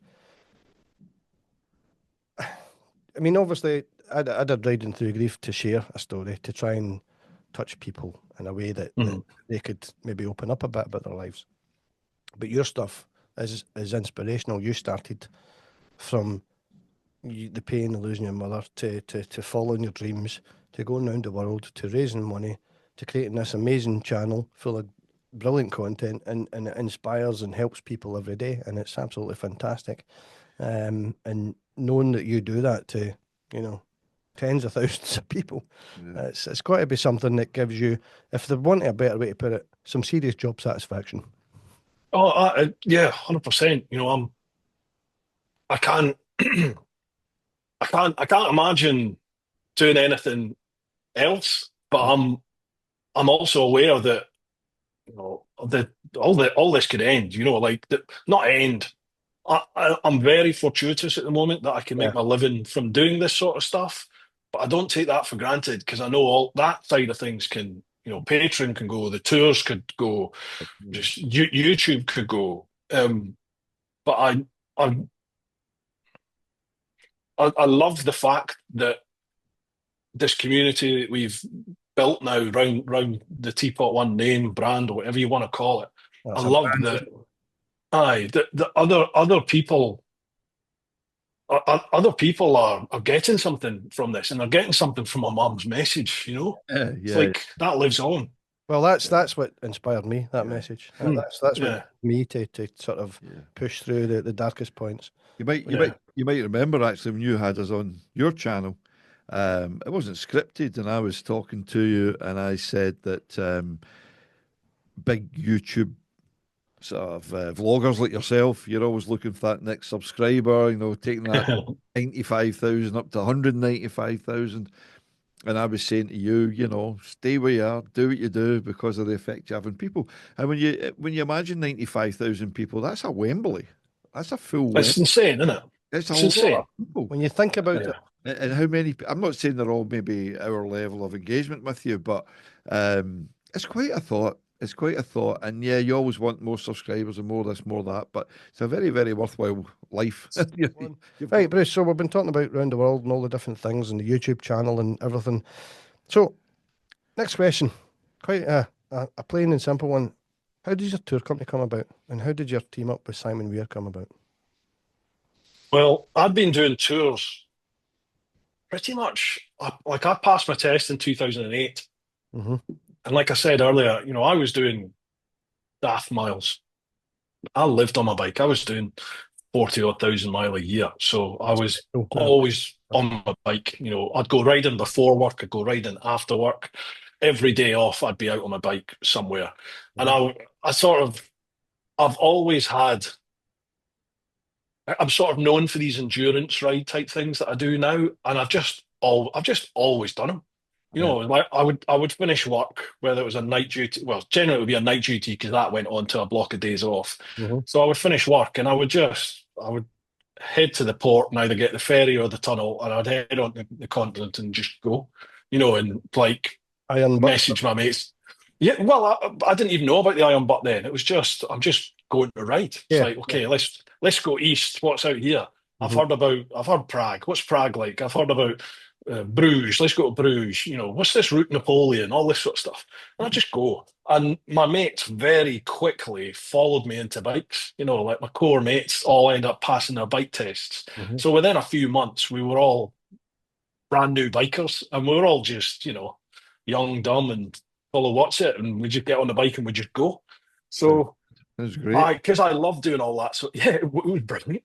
We were all single. We were all like, well, I'm saying single. None of us were married. None of us had like a family tie by this point.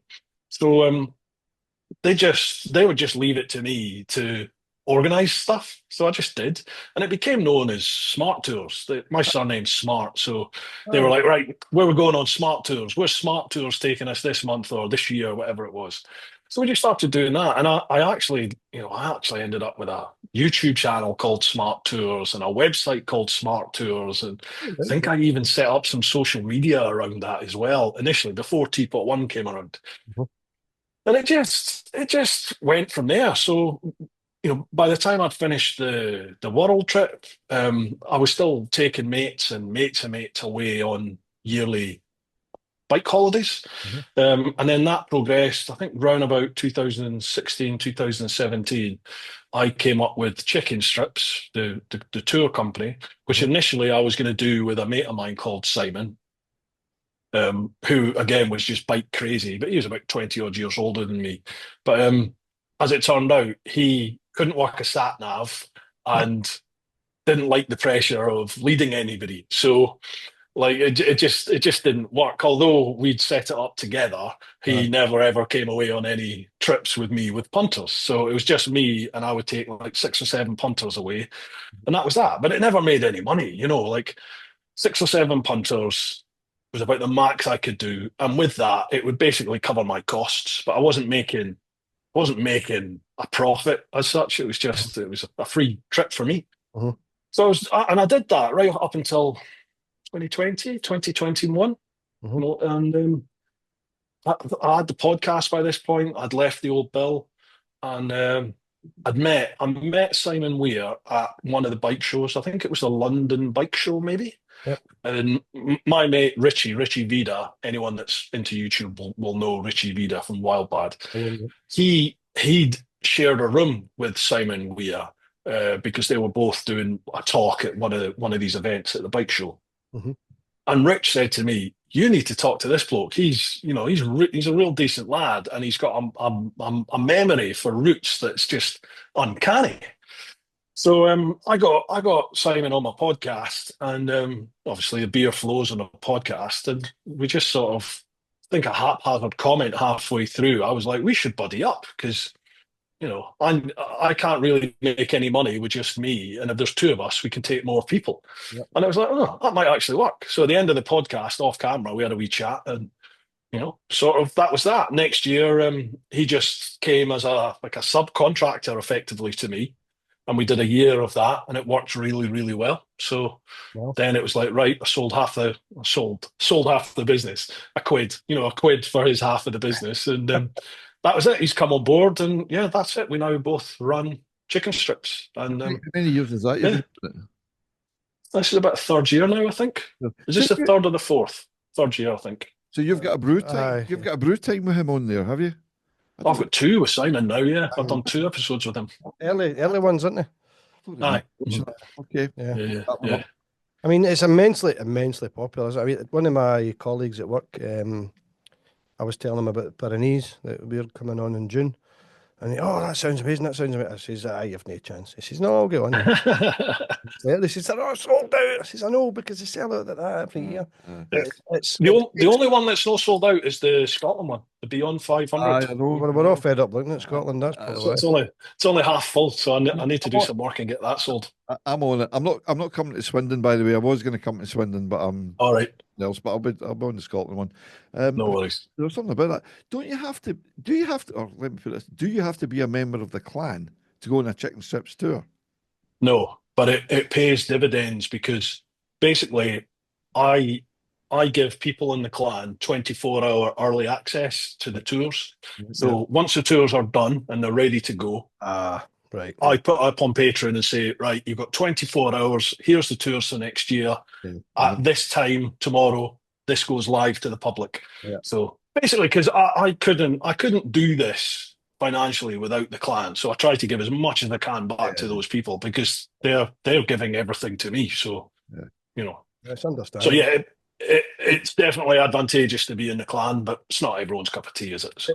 It's what you call a stupid question. I realised after I asked that question, I actually knew the answer. So yeah, you don't have to be a member of the clan to go to the chicken. What I will say though, if the tours are sold out, you go on the website, it's chickenstrips.co.uk. Mm-hmm. If you go on the website and they're sold out, it's always worth putting your name on the reserve list. So drop me a line, either info@TeapotOne, info@chickenstrips.co.uk, Chicken Strips social media, TeapotOne social media. Just DM me and I will add you to whatever tour it is that you want. Because, I mean, just recently I think I had someone pulled out of, I think it was the Alps trip, and I had 12 people on the reserve list and I got to number 10 before I filled it. Wow. So, it's well worth getting on there. I was a reserve when I came to People. I was with you. Did somebody drop out? Yeah, you were. While we're on this, actually, I want to ask you this. I can't remember who you were speaking to. It was quite recently. You said something about chicken strips going to the USA and Australia, perhaps, in 2026. Yeah. 2026, we haven't got any plans for America currently, but it's pretty much almost confirmed we're going to go to Oz. So February. End of February 2026, we'll be going to Australia. I'll tell you what, I might be pretty much coming with you. But I'll tell you why. I'm supposed to be going to Australia this year in October. I haven't booked it. Charlotte, I'm going to Australia in 2026. To see some cousins. And I haven't booked a flight. at the end of October. And the reason why I haven't done it is because I heard you talk about chicken strips going to Australia early 26. So I've said to my cousins, look, I might find out Monday night now when the chicken strips tour to Australia is, and I'll come out with these guys. I'll do the tour, but I'll go and see them for a couple of weeks and I'll come home myself. So so end of February would be perfect as well. I mean, you're starting to cool down a bit then. It's not roasting hot. Exactly, yeah. And I'm currently, I've got a couple of connections, as in mates that have worked or do work in the travel industry. So I've just put the feelers out with them at the moment to see if there's any deals that might be available with us booking, say, 15 return flights. Do you know what I mean? So if there's a deal where we can get people cheap flights, we'll do it that way. Obviously, the dates are up to you. If you want to go early or stay later, it'll be up to you. But that's the number 15 Or people. 15 people, is that about right? pretty much we limit it to 15. So there's Simon and I, and then 13 punters. That's just And we could probably do more than that, but that's a nice A number comfortable for number. us. Yeah. wasn't Simon out there quite recently scoping this out? He's Australian. Simon's actually Australian. He's got dual citizenship, so he's got family that live out there. Right. So yeah, he's just gone out and he's basically, he knew the route that he wanted to do, but he wanted to do it again now and see what it was like. I saw somebody's So he's just done it. Instagram. Yeah. I Yeah. saw somebody's Instagram and he was in Australia, and I think he's out there scoping out this tour, but he's actually got family out there. Okay. Yeah. So yeah, that's unless Sounds- something horrendous happens, that'll be happening 2026. Yeah. So the bottom line is Chicken Strips has just taken off. It's fantastic and it's popular. It's doing well at the moment. Yeah, it's doing well. Yeah. Other than the Beyond 500. Look up the Beyond 500, folks, Yes. please. Come on, Please. get a wee tour of Scotland. That would be brilliant. Fantastic trip. What islands are you going to beyond 500? Because you come off the 500, you go out to Stornoway or somewhere. Where does it go? No, we're not doing the Outer Hebrides now. The plan was to do the Outer Hebrides originally, but we're doing some of the I think I know what you're going to say, actually. it's just some of like the easily accessible islands, just south of Skye, basically all around there. We're sort of nipping ferries across from them. Yeah. We're Sounds doing that. fantastic. Absolutely And brilliant. I think you land in Gourock. You miss out Glasgow and land in Gourock, don't you? We do, yeah. It's up the road and you can go and finish off. Right, okay. Talking about all these tours and obviously the channel and everything you're up to. I mean, you're absolutely snowed under. You've got a backlog of content. I mean, how are you juggling the need to update the channel and focus on your tour company at the same time? I'm not, to be honest with you. Exploding with the thought of that. I've got about a year backlog of tour thought content that, that still needs to be edited, and it's like a noose around my neck, I've got to admit, because I can't. There's loads of stuff I want to do with the channel, but I just feel like every time I even cast my mind to think about, right, what I want to do this, I want to do that. Straight away, I just think you haven't got time for that. You need to get all this stuff edited. So, like in my head, I'm like, I need to clear that backlog before I can start work on the new stuff. And I was adamant that I would get it all done by the time we start the tours late April. But that's just not going to Not happen gonna now. happen, No no. way. No. Does it feel as I'm if just like there's an anchor hanging on to you, haven't known Aye. all this Yeah. content that's still to be edited? It's like, yeah. I mean, Yeah. and I mean, obviously it's a stupid question, but is there a point where you're going to just have to outsource it? So I can't afford. Well, my reasoning is always I cannot afford to do that. Like I don't think people realize. Understand they pay a salary and stuff. It's Yeah. Not even a good editor, a reasonable editor, like a semi-reasonable editor, say of like even just of my lowly standards, like the stuff that we produce on YouTube. Mhm. That's still, you're talking days of somebody's time. They're not going to do that for free. And the going rate for editors, even a mega cheap one, you're still looking probably 200 to 500 quid a video. Well, these videos make me about 120 quid, maybe, over the period of its lifespan, say 4 to 6 weeks, 2 to 6 weeks. A good vid, might make me 120 quid, 140 quid, maybe. So it's just not, there's no point in it. And that's like going on Fiverr and using someone in Bangladesh or somewhere like that. That's the cheap editors. thinking about what you've just said there. Then, I mean, how do you see yourself going forward, knowing that you've got basically this juggle to do? What's going to be priority? No idea. No. Just keep going. Going. Build the backlog.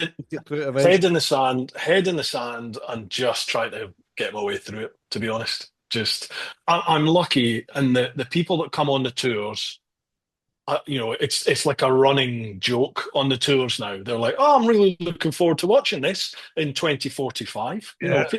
Gordon knows you've been on a tour. That's what you said. People know. I've not seen me falling off my bike yet. Still Well, not no, it's going to be like at least a year before the vid comes out. And I know that's ridiculous and I know that's out of order, but I'm open and honest about it. I'm upfront about it. People know it. So, you know, can only do what you you just you're just going to have to suck it and swallow it, for the moment, because I can't do it any quicker just now. To be honest, I you're just the can't. opposite. You're the opposite from probably quite a few folk out there that are struggling to find content for their channel. You've got such an immense backlog of it, you can't actually get it edited. So I suppose in a way it's a good complaint. Aye, you're not. Yeah. I worry that it's all the same. I worry that my content is it's just another trip, it's another trip, it's another trip, it's another trip. And in my head, I've got all this new stuff that I want to do with the channel, like new styles of editing, new styles of just reviews for bits of kit. I don't just want to be like bike orientated stuff. I'd love to get into like editing tutorials. I'd love to quite get like into that. kit reviews and the cameras that I'm using, the microphones that I'm using. How do I charge up kit when I'm on a tour? How do you pack for a tour? Just all the stuff, the sub niches Yeah. I that enjoy you watching can. that kind of thing. It's all very related. Aye. It's good because it digs into the nitty gritty of how you Yeah, get but you about do doing you your do do channel. quite a bit of that. I mean, there's quite a lot of your content is about cameras and setting them up and what's better than the other one. And There's like a handful of vids, Gordon, that yeah, I've done on that, and I'd really like to do a lot more of that. And the way I'm looking at it is that I'm going to do that on the tours. So it's encompassed into the tours. Yeah. But again, that's coming because I But didn't again, do it's that last year. part of the So, tour video. so Part of you're the series. you're not be doing the pub at night then when you get to the hotel because you'll be in your room doing all this jazz. No, I'll be sitting well, in the pub. this is the reason there is such a backlog, is because I don't think it's right for me to take money off of people to come away on tour with me, and then for me to just finish the day and go, right, I'll see you in the morning. Yeah. That's not me. I'm going to be down the pub with you. I'm going to Yeah, go with you to the pubs, to the restaurants, have the crack, share the experience. Absolutely. So that's kind of why I finished the tour, and then, last year it was every 3 weeks we were away. Well, this year, it's every 2 weeks we're away. So there's like even less chance to. I don't even know how the podcast is going to go on this year, Of because course, you've got brew time as well, which is a completely separate channel. It's like, yeah, yeah. good luck. I You'll need don't. it. I don't know what the solution is. I know my current way isn't working, but I don't. It isn't working in terms of I'm not able to get through the content quickly enough. Yeah. But at the moment, I don't know a way of getting through it quickly enough, creating content of a standard that I want. Not saying I'm good. I'm not good by any stretch of the imagination, but I have a standard that I want my content to reach. And I want it in my head. I want it to be different to everyone else, although it probably isn't. Most people won't see any difference between what I produce and what other people produce. But in my head, I kind of feel like I know the work that I've put in, and that rests easy with me. You know what I mean? I'm like, No, okay, I can let that go. Your editing style's brilliant. It's fantastic. I love the style where you go from a talking part and then you'll have a wee segment with music. And I notice you do a lot of the things that I love doing. My problem is my motivation has gone in the last years, but I love the idea. I love how you time your shots with music. You get Mm. fast paced changing and things. That takes a lot of time and effort to put all that together. Mm. I mean, you can And make then you also Mhm.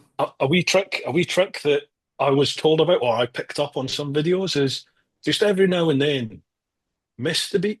Don't change on the beat. Don't all because people get You're into offbeat. Yeah. well, I've just pissed on my own chips here, haven't I? I've just sort of let the secret out of the bag. But if you just change on the beat all the time, people are just like they expect the cut, the change coming. But if Yeah. you just hold off or you just go a wee bit quicker, it sort of resets the mind again. Yeah, So you yeah. can get another 5 seconds, 10 seconds of retention off of people, maybe. Yeah. And it's all about retention at the end of the day now. Aye. Keeping people engaged, isn't it? The thing when you're talking about, I think my videos might all be the same. But my next question in my head was, are you quite happy with the viewing figures you're getting? Because I'm thinking, you've got to be self-critical. I get that, and you're very self-critical. But while you're saying, "Oh, it's all the same," I want to do something different. Look at the views. Are you happy with the amount of views? Have you got this No. loyal following that will watch it, even if it's all samey? You know. Last year, my channel almost died. It was almost gone. There were a few videos where I would expect to have maybe 10,000 views within the first 24 hours. I would maybe have 300, 400. Really? And my subs dropped from an almost just without fail, I would get at least 1,000 subs every month for the last 8 years, I suppose, without fail. Generally, at least 1,000, sometimes 2, 3, 4,000, just depends what's going on. I was dropping to like 20, 30 subs last year. And it all started from the US tour. I did that US tour, and I actually brought somebody in to do the thumbnail design for that tour. Oh, I remember this. Yeah. The first vid did quite well for a tour vid, and I thought maybe we've cracked it. And then it just dropped. The arse fell out the channel from then on. And You blamed the thumbnails, didn't you? The artwork and the thumbnails. I don't think it was just the thumbnails. YouTube changed, the algorithm and things changed, and they basically I've noticed in a lot of other like big channels. I'm talking big channels, millions of subs. If you look at their viewing figures, all their viewing figures during that time, they all dropped as well. And it seems like YouTube was really trying to push small channels. So it was almost like trying to. I looked at my feed on the home screen, and there was a load of stuff that I never followed. I was getting, and my social media was exactly the same. I was getting presented with stuff from channels I didn't follow, and I was just like, what's this? I've never watched this channel before. Why is this here? And I would look at all the big channels, and their views were all dropping. Not all of them, because folk like TMF and 44 Teeth and Kate, username Kate, she absolutely flew last year, didn't she? So there were channels that were doing really well, but other ones were really struggling, and I was one that was struggling, really struggling. That's interesting. And has it bounced back now? Has it been? It's just literally. Yeah, I think it was the. Believe it or not, it was a tour series. It was that Balkan tour series seemed to kickstart it again, and then I did a review of the GSA. And then the ASA. Yep. So they've all done quite well. But bike stuff does tend to do well. Bike review stuff does well. Yes, stuff. Do you like doing reviews, Bruce? Oh yeah, I do. But I don't. So I'm saying I don't just want to be a bike review channel. No. A bit of it. It's nice. Yeah, you have to. Now and then, but you don't want to end up having that's what you're known for. Oh, this guy reviews bikes. You want to share journeys. You want to share adventures. I think that's much more engaging. It's just that's a personal thing. Subjective. So do you want to say something, Bruce? Gordon, you know this. I'm my worst enemy because I don't like doing what other people do. So a new bike comes out, everybody does a review of that bike. Yeah, you see, everyone is. Yeah. Like all the big hitters, they're all at that launch for that model. And literally in the first couple of days, first hours that they've finished that bike launch, and they're editing and they've got a vid up, and then they'll do another 2 or 3 vids on the same bike.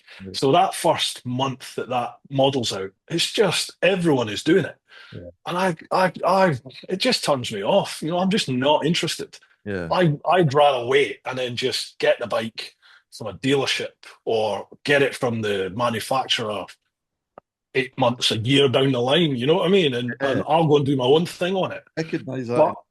Nobody's interested. No one's interested by that point. The wave's passed. Whole feed. Oh, new bike. You're all doing deals. Just a different But that's the reason that the channels explode. That's the reason channels get good growth, is when you get hold of those trends. Yeah. But I'm my worst enemy because I kind of just go, I'm not going to do that. But you miss I it. admire you for it. I have emotions like that sometimes. A couple of wee silly aside questions, if you like. First of all, the really silly one. Hope you cleaned your helmet behind you there, because that's the one. That's the helmet you went to the Four Corners of Britain with the other day and slept in. And yeah, this is that going to focus in on it? Yeah. That's a special focus. Yeah, you're good. Yeah. Yeah. That was the ASA. You did that on the 48-hour thing, wasn't it? Yeah. This is the one that Phil at Paint Nation did for me. Ah, Yeah. yeah. Yeah. But that's the one. Actually, I'm saying that's the one you wore. The video you put out the other day with you going to the 4 points of the UK. yeah. When you This wore, is my actual lid now because, because that other one was filthy. well, it was bogging, but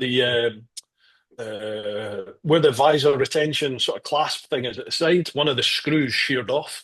So Right. literally the night before I was going to the Canaries for a Canary trip in November, I picked the lid up and the visor fell off. I was like, what's going on here? And it was the whole the visor attachment system had just sheared off.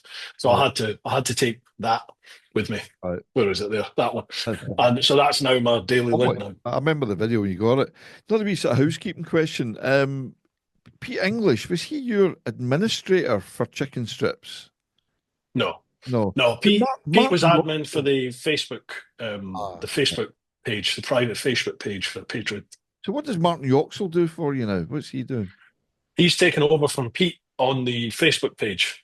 So obviously we have that private group for anyone that's in the clan on Facebook. Right. It's just like a message, well, it's just a private Right. Facebook group. He's a So new Pete used to administrator. run that. Yeah. Yeah.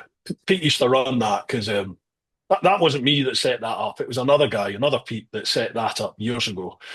And I basically said, look, if you want to do it, feel free, but I've got enough on my plate. I can't do that as well. So he was like, yeah, no problem, I'll deal with all this. But obviously he did it for like a year and then he was like, oh, I haven't got the time to do this anymore. I'm really sorry. Yeah. And then Pete English stepped up and he's done it for a couple of years.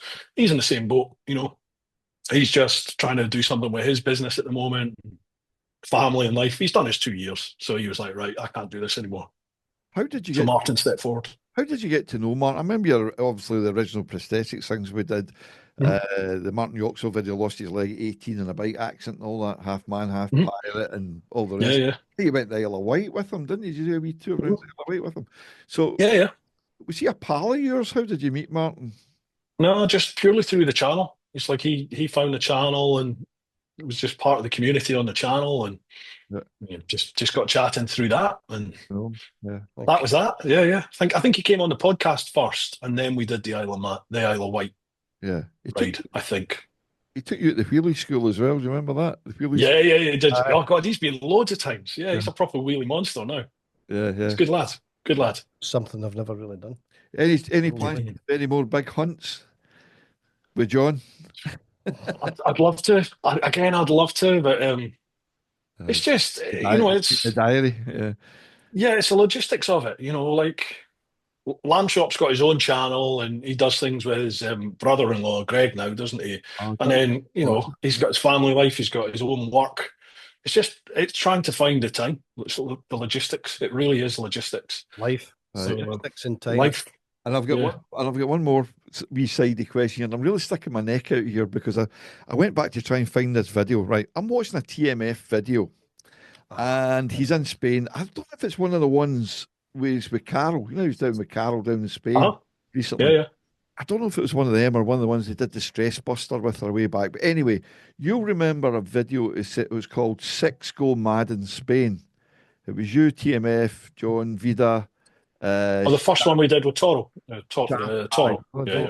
Shaft, and a female that kept climbing trees every time you saw her. She was going up a tree. Two wheels and a ponytail. Is that who that is? Right. So anyway, TMF is making a video, and I think it's one of these ones in Spain. And he's going to Cala de Mijas, and he goes past a pub, and he says something about, I'm sure we were on that pub when Six went wild in Spain. And he said, and somebody got barred. There was a fight, and he actually said Teapot and Vida got barred or something. No, and I can't find it again. No. We were having a discussion about this. Speaking out his bum. What's this all about? Or is there nothing to it? Is it just a lot of crap? Oh, it's a lot of crap. That never happened. No. We haven't been barred from anyone. Andy likes a good story. Right. I'll say it. Andy is a proper boy. Andy is a good laugh. Good laugh. I know. Yeah. But so there was never an incident in a pub with a 60 in Spain and something happened? No. No. There's no one. No, Well, the next That's just not popular that I remember. bubble there, is it? I've never spoken to him, but if you speak to him again, you might ask him what you could saying about us getting barred in a pub in Spain. Anyway, If anyone's getting barred, it would be him. Believe you me. I'll tell you what, if I come back across that again, I'll point you to it. I'll tell you many Right. minutes in it is, and if I can, Yeah, I couldn't find it again. But anyway, blah blah. There you go. Bruce, yeah. why the beard? Genuinely, when I did the world Are you trip, making up I, for the baldy head, or is it? when I did the world trip, Aye. I couldn't be arse shaving, What bigger, by the and way? you know I didn't want to carry like shaving foam and a razor, and I just couldn't be arsed That with really any of all it that. started with, yes. That was literally all it was. So I just let it grow. You just such a young face when you started around the world. Well, this is it. I've Suggesting that got you a don't have proper a young baby face face. now, but you know it's. Well, this is the problem now. I'm 48, but I know I look 84, so it's it is a problem now. Like, if I shave this get in the off way when you're all the time, hero and I'm stuff. actually going. I'm going to the barber's tomorrow because I've not had this cut, trimmed, anything. Jeez. Did you not turn 40? In fact, I tell you what. The last time I had this beard sort of trimmed was just before I left the old bill. Really? So that would have been early 2020. Yeah, that was the last really time I went quite to a good. barber's. And like I do cut it, but I just cut it myself with like clippers and just hack away at it. So I mean, look, it's all like bits everywhere. So yeah, I'm going to the barber's tomorrow, and I'm going to get a fair bit chopped off. If my tiny little chin beard starts to get slightly long, it gets annoying and irritating, and I end up scratching like that. I don't know how you can have Beard oil, beard oil, beard oil. That solves it. Sleep with that thing when you're cutting it now. raw beard oil. It's brilliant. Is there any wee snippets or anything, little nuggets of information that absolutely nobody knows about Nearly played TeapotOne that you want to tell us? Nearly played rugby for Scotland, Oh, really? didn't you? You got a What trip for I Scotland. got? Yeah, it was. I think it was under I remember rightly. 20, under 21. It wasn't the full senior side. I'm sure it was, unless it was was it Scotland A? I think it was under 20s or something like that. I played with, if you know your rugby, you'll remember the old captain for Scotland, Jason White. No, I don't And know. I used to play against Jason at school rugby, and then we both basically went through like district representative levels together. And then we both trialed for Scotland at the same time. He got in, I didn't. And then not long after I had the trial, I think I did my ankle. I fractured my ankle doing some line out practice, and that was pretty much the end of my rugby career because it was just women and beer and Second row. You said yeah, I was second row, but they were at the district level. They were talking about moving me to number 8 eventually. Like if Scotland was coming, I was going to go number 8. I think eventually, but yeah, that was it. And then just it was a lot easier to go to the pub and chat to lassies than it was to go out in the mud and cold and play rugby. So that was the end of my rugby. Really a decent level. Good. Yeah. Brilliant. Yeah. Fantastic. Anyway, as Craig says, any more wee nuggets you want to share? Go and give us a wee snippet. There must be something about. Can you do the Rubik's Cube? No, I can't. But I saw some reel or something recently that apparently is the secret to the Rubik's Cube. With this Rubik's Cube. I know. Aye, there's a wee reel that shows it certain moves in it. Yeah. And there's got Apparently so, but I've never tried it. I've never tried it, man. I've not played. I've played with Rubik's Cube, and I don't actually. A wee nugget. Well, I think Gordon knows. Is that? Eh? There's a formula apparently. What for for a Rubik's Cube? You need to show me it so I can show it in the channel. It's something like three one way, three right. vertical, three horizontal, three something like that. Yeah. I don't know. Anyway, right. A wee nugget. He was going to give us. Give us a nugget. I think Gordon probably. I think Gordon knows that. I think I'm my worst enemy. Really, I'm my worst critic, and yeah. Just I'm never satisfied. No, I don't think there's anything wrong with being really self-critical. It makes you a better. If you're doing a craft, whatever you're doing, YouTube making content, it's a craft, and being self-critical is a good thing rather than just chucking it. I mean, there's You don't go for the easy life, Bruce. No, I mean, no, you certainly don't. series. I was watching with somebody the other day. This 4 points of the UK nonsense, right? No nonsense. I don't mean that a disrespectful. It is nonsense. thinking It's ridiculous. It's insane. Nutter. Lying beside your bike sleeping for 20 minutes. And I turned to this person I was watching it with and said, he did that a few years ago in a Sinus 125. Oh, I remember watching that. What And then there was the almighty. one with the electric bike. Did it on electric. The electric was the Ah, hardest. yeah. The electric was probably the single hardest physical and mental thing I've done on bikes, I think. That really highlighted the limitations, though, of electric bikes, didn't it? I mean, Yeah, but it didn't highlight what I thought it was going to highlight. You know, I thought it would highlight the fact that there's no chargers, there's not enough chargers, and there's chargers everywhere. plenty of them, yeah. But the it's infrastructure's Time, there. just the time it takes. but they just don't work. Like you get there and they don't work, or there was no infrastructure built up. Everything is geared up for somebody in a car. Yeah. So when you turn up on a bike, You better you go. know, there's no toilets, there's nothing. You just sit on your arse on the concrete or on a muddy path, get eaten by midges or lying in the rain. You know, it's And battery capacity equals size, and size equals weight. Bikes are all going to be very restricted unless somebody comes up with this. Did we not talk about that the other day? You something about aluminium, new batteries. it's not the future. It's not the future. Not with me, No, either. I don't think so. I was talking about someone about it. Or was it not Charlotte? No, I don't know who it was. Anyway, there's something one of my favourite YouTube channels. I love watching interviews, people digging into life. So this is part of the reason it inspired me to try and do these podcasts, just to get someone in and kind of pull the life apart a wee bit and get them to talk about everything. Have you ever watched Diary of a CEO? Oh God, yeah. Mhm. Yeah. Right. So one of the things he does at the end of all his podcasts is he get his guest to ask a question for the next guest that comes on. Oh, And obviously no one's going to know what that question is. So when you tell us it, which will be in a couple of minutes, nobody's going to hear it until the next question, until the next guest comes on, which will be next week. You need to tell them who it is. Yeah, well, no. That's the whole idea. The YouTube, it's just a question. the Isn't it? person that's coming on doesn't get to know who the next person is, Ah, right. and then at the end of that, So how do you we'll know ask. how do you know what question to ask? That's exactly it. It's an interesting concept. It is. I like that. Have I got a question then? Sorry, I lost you there. You broke up a wee bit there, Bruce. Have I got a question then? You don't, because you're my first guest. Oh, I think we've quizzed you enough tonight, mate. It's good. It's a revelation talking to you about all this sort of stuff, and Filling I know some of the thank you for having me on. difficult to speak about, obviously.